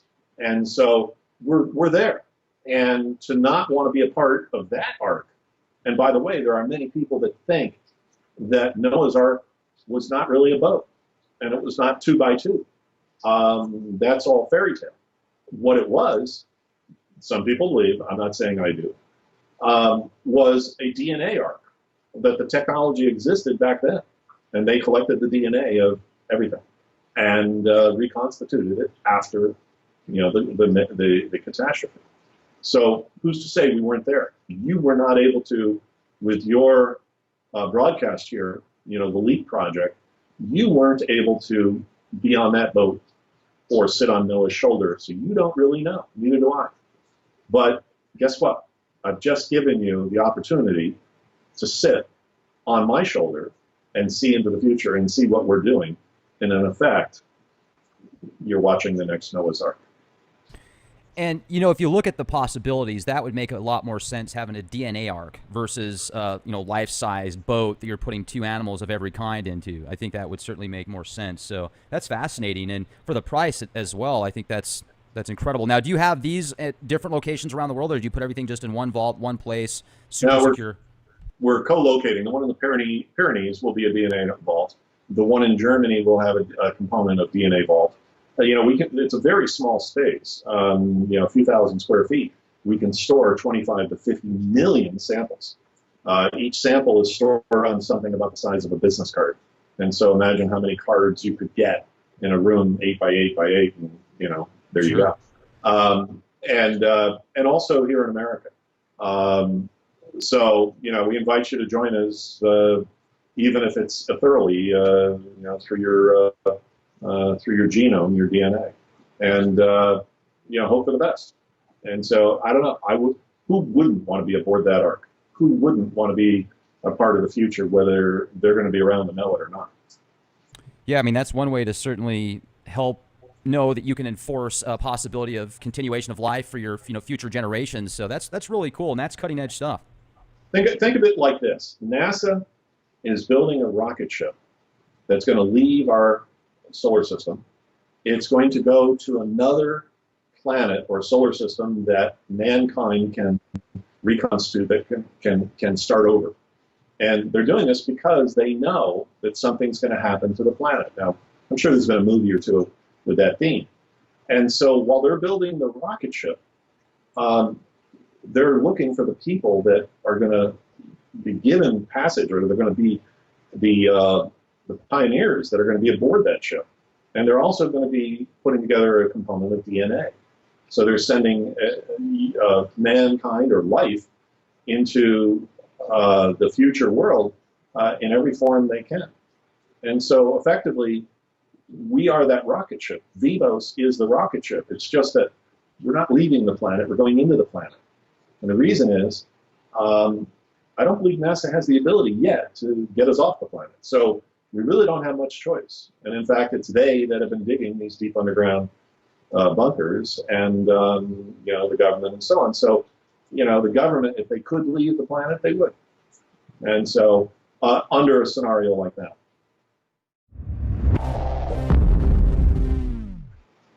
It's certainly amazing what you do, and the fact that you can make it so reachable for people if they really want to make it a priority, that's a possibility. I certainly applaud you for that. There's people out there that profit off of hurting others, and there's people out there that create businesses and put bad stuff in their product and sell it to people because it's cheaper that way and they feel they're going to make a better profit. So I certainly appreciate what you're doing, and I look at this as a movement, not really a business. This is something that when shit does hit the fan, if it hits the fan, this could be a way to make it through that, persevere, and have a quality of life that would far surpass being just about anywhere else in those circumstances. So I certainly applaud what you do, and I really appreciate you spending time here with us at the Leak Project. Anything that I should have asked or maybe that I missed before we close out tonight? Yeah, you mentioned the fan. Let me tell you one of our little tidbits. So in one of our shelters, well, all of them, we have a sewage runoff pipe. So that if the septic system should overflow because of too many people and so on, we have a relief valve to send that elsewhere. And again, remember, this is an outside, when the world's covered with radiation, who's going to care? And so, I've told quite a few media people when we're doing a tour that it exists and it's over there, and that there's a fan right at the end of the pipe. And they said, they'll say, well, why do you have the fan? And I said, so we can say the shit's hitting the fan. I love it. Beautiful, man. So we take everything with a grain of salt and try to find as much humor in it as possible.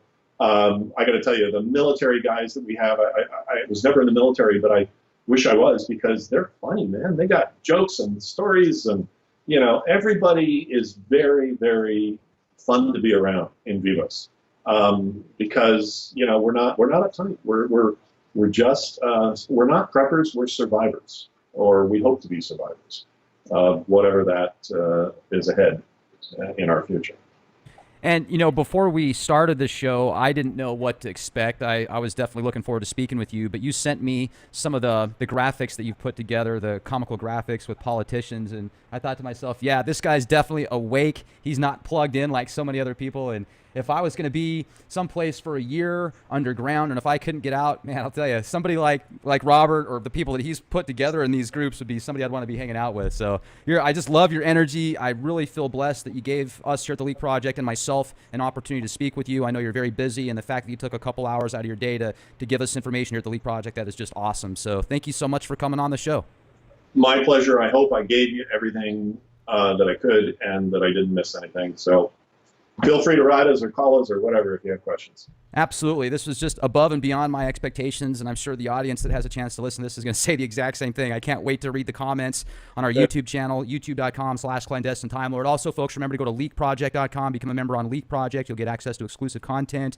Have a wonderful day, and be the change you want to see. This is Rex Bear. Talk to you soon.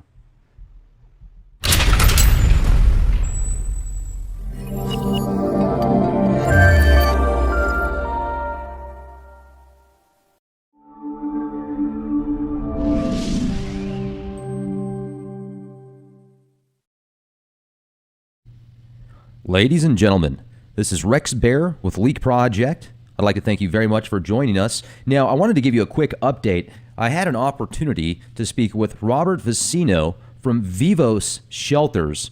And this guy is just a bounty of knowledge. He sent me images of what these shelters look like that they build around the world. And they are 4-star quality, top of the line, built way above and beyond what most people have the capacity to do unless you've got millions and millions of dollars. Now, he sent me some images, and I'm going to share these with you today, folks, here at the Leak Project.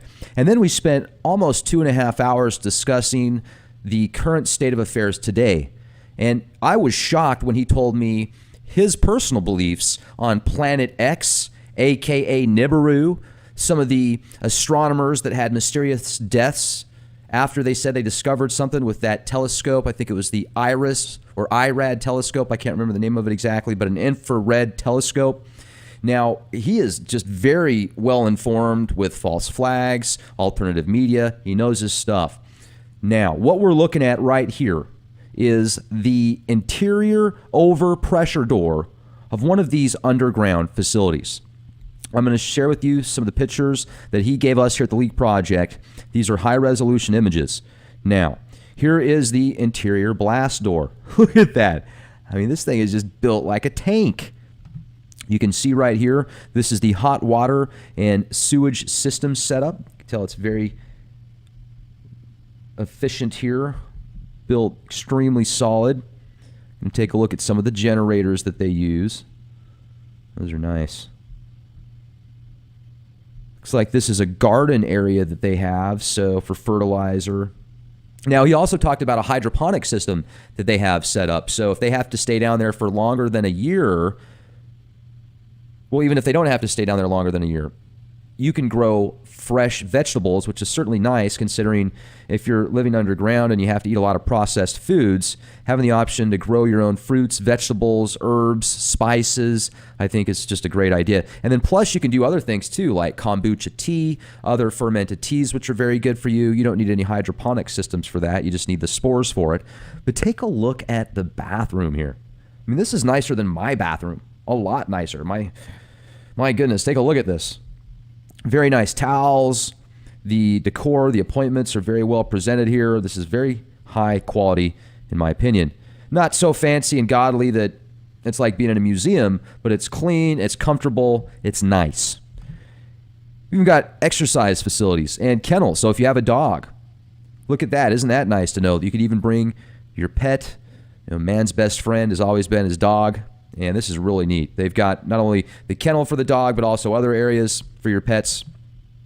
And then we're going to take a look at the electrical and water systems here. I mean, you can see this stuff's built solid as it gets. This is the kind of preparations that if you want to have a facility or a structure system in place that's going to be able to survive serious cataclysms, nuclear fallout, blasts of other possibilities, just take a look at it for yourself. What do you think this would cost to build with your own money? I can't even imagine. Millions and millions of dollars. This is the dining area. Beautiful. Nice appointments once again. I like the colors. It doesn't look like your typical bunker, does it? Good amount of space. I'll tell you, if you got to live underground for a year, this is the way to go. Now, these are blast valves. You can see the steel enforced concrete there. That's the blast door. This is a blast door and crane image. I guess you can pull stuff up with that crane right there. That's a good idea. Let's take a look at the bedrooms here. These are queen-sized bunks. So, that's pretty nice. Picture the bathroom. Yeah, that's great. And then this is a picture of the air shaft right here. I'm going to scroll down. Wait till you see the kitchen. Look at that. I certainly don't have a fridge that nice. None of my appliances are that nice. Well, matter of fact, most of my appliances aren't that nice anyway, but still. I mean, that is a nice kitchen. Look at those cabinets. The tile floors. Very well done. It looks like a resort or a nice house. Here's another image. Oh, look at that. Now, one thing that I liked when I was talking to Robert, he was telling me about the people that have bought into these facilities. Many of them are doctors, nurses, former military, police officers. I think he even said gynecologists, plumbers, just people that are very good in certain fields, and it's diversified. I think that's a good idea. If you're going to be underground in a community for a year, you got to make sure that I'd want to be around people that were well educated and had like-minded ideas. And one of the things that I thought was great also about Robert is the way that he talked. You could tell, he's definitely open-minded and not a fanatic in any way, shape, or form towards anything. He's very balanced, and I really liked his approach. He's got good humor, and I think that's important. Look at the lounge area. This is just awesome. That's beautiful. And then this is the main living area right here. So you can see there's the recliners and places to relax. Oh, hey, look at all these little circles here. Dust. All right, so here's another picture of the NBC filter wall and blast valves. Very nice. Another one here. And then this is the security entrance. And then we'll go to, they've even got a theater. Check this out. Nice DVD selection, I'm sure. This reminds me, I'm taking a look at these pictures, and I think of a resort, essentially. This is the kind of vibe that I'm getting. I've stayed at several resorts around the country, and that's what I see when I'm looking at this facility. It doesn't remind me of a bunker underground. And that's one thing that we talked about. If you've got to live underground for an extended period of time, how much space do you really need? What type of creature comforts would you need, essentially, to make it through without just losing your mind? So anyway, these are great pictures. I really appreciate Robert sharing these with us.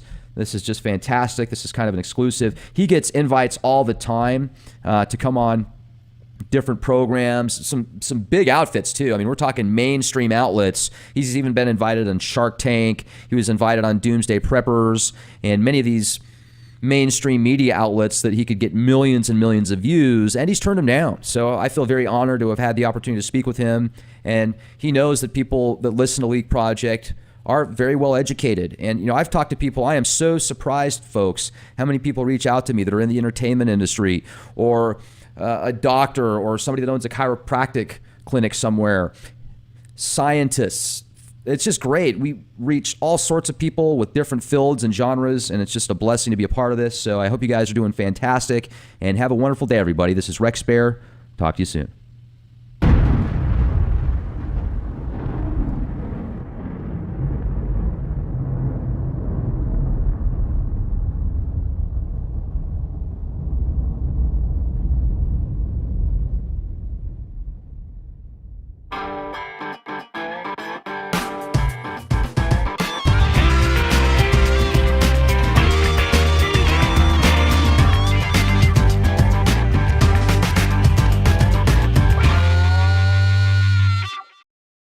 Ladies and gentlemen, thank you very much for joining us this edition of Leak Project. Tonight's guest is Robert Vicino, head of the Vivos project, an entrepreneur with a global history of success in manufacturing, marketing, and real estate development. In 1980, Robert was inspired to build a shelter for nearly 1,000 people deep underground to protect as many people as he could from a coming life extinction event. Now, that was 35 years ago, and it was so vivid and compelling that he dropped everything and started looking for an underground cave or abandoned mine that could be hardened to create a shelter of massive proportions. He wasn't religious at the time very much. He didn't know who the Mayans were and had no other motivation or cause to be alarmed. Just a very strong inspiration that he now believes was from God. In his young 20s, Robert was already very successful with nearly 100 employees. What he quickly learned was the world wasn't ready to hear or consider doomsday possibilities.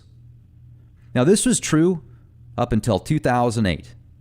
He mentioned it once again to a small group of friends, and their reaction was, "It is time. The world is on the verge, and people are ready."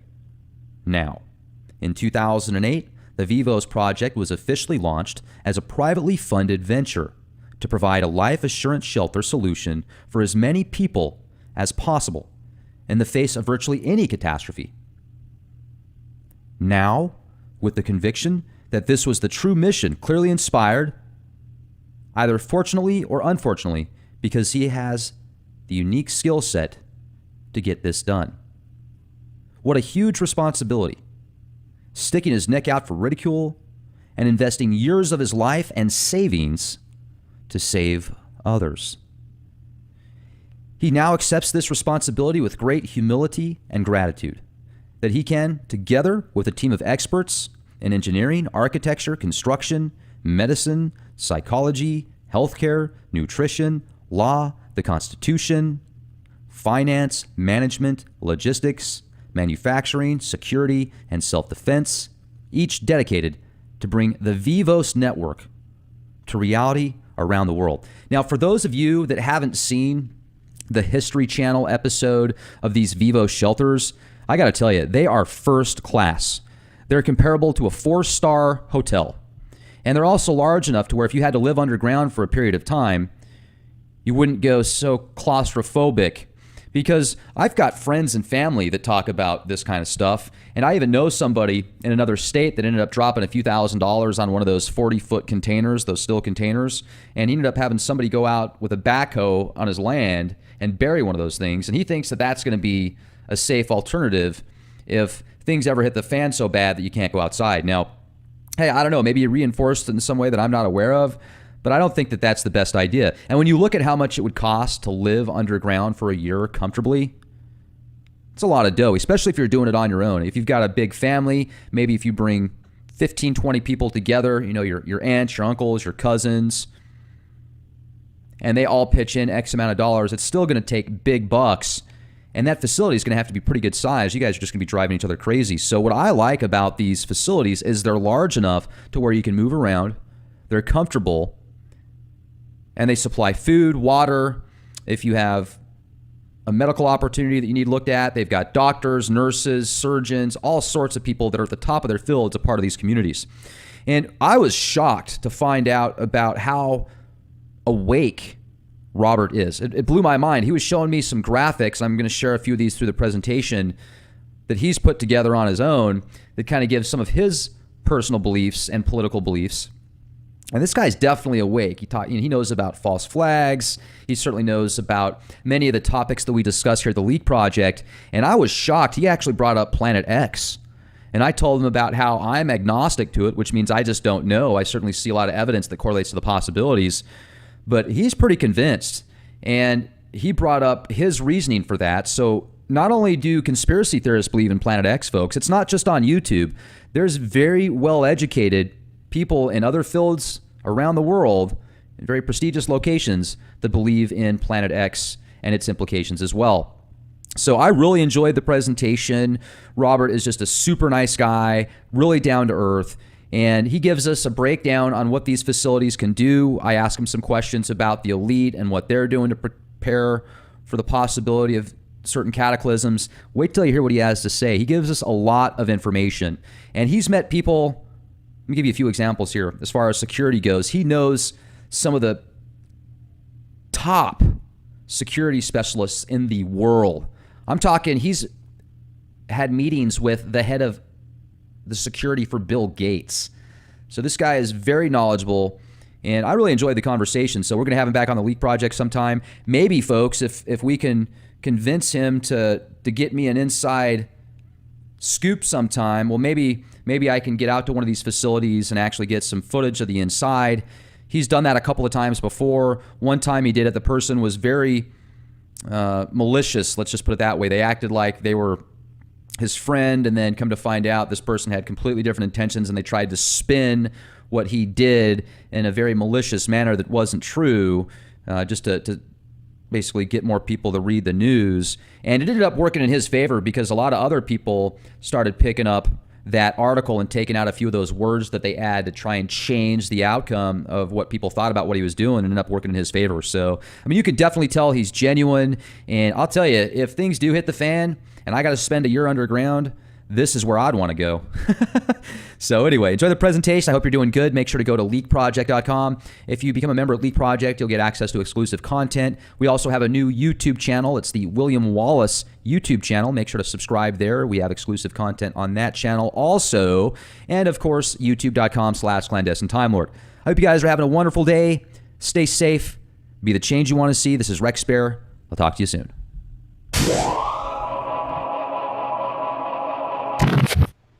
All right. Well, Robert, I got to tell you, it is an absolute pleasure to speak with you here at the Leak Project. I saw you first on the History Channel, and I was looking at some of those bunkers that you guys put together, and I don't even want to call them bunkers because I don't think that I should call them underground resorts, essentially. They look beautiful, and they're just so well built. But before we get into the construction and designs and such, first off, thank you so much for joining us.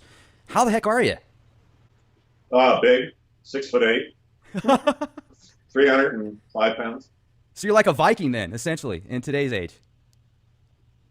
I'm sorry? I said you're like a Viking, except for in today's age. They're pretty big. You know, if you watch Vikings, they're all about 7 feet tall. So.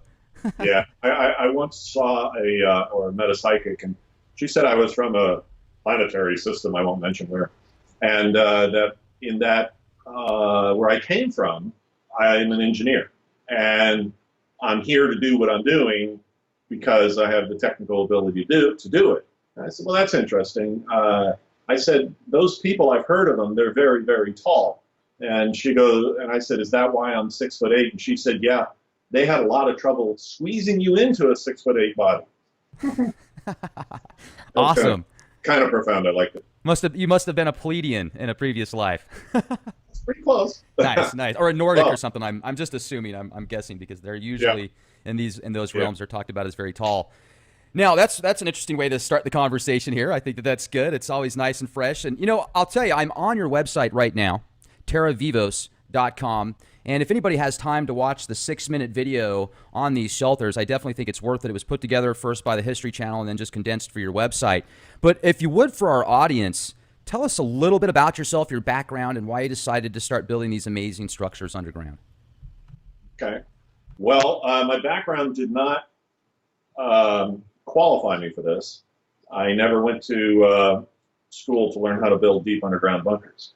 But for some reason, back in 1982, and it's a little vague right now, so I can't be exact, I got an inspiration that was vivid, and it was powerful.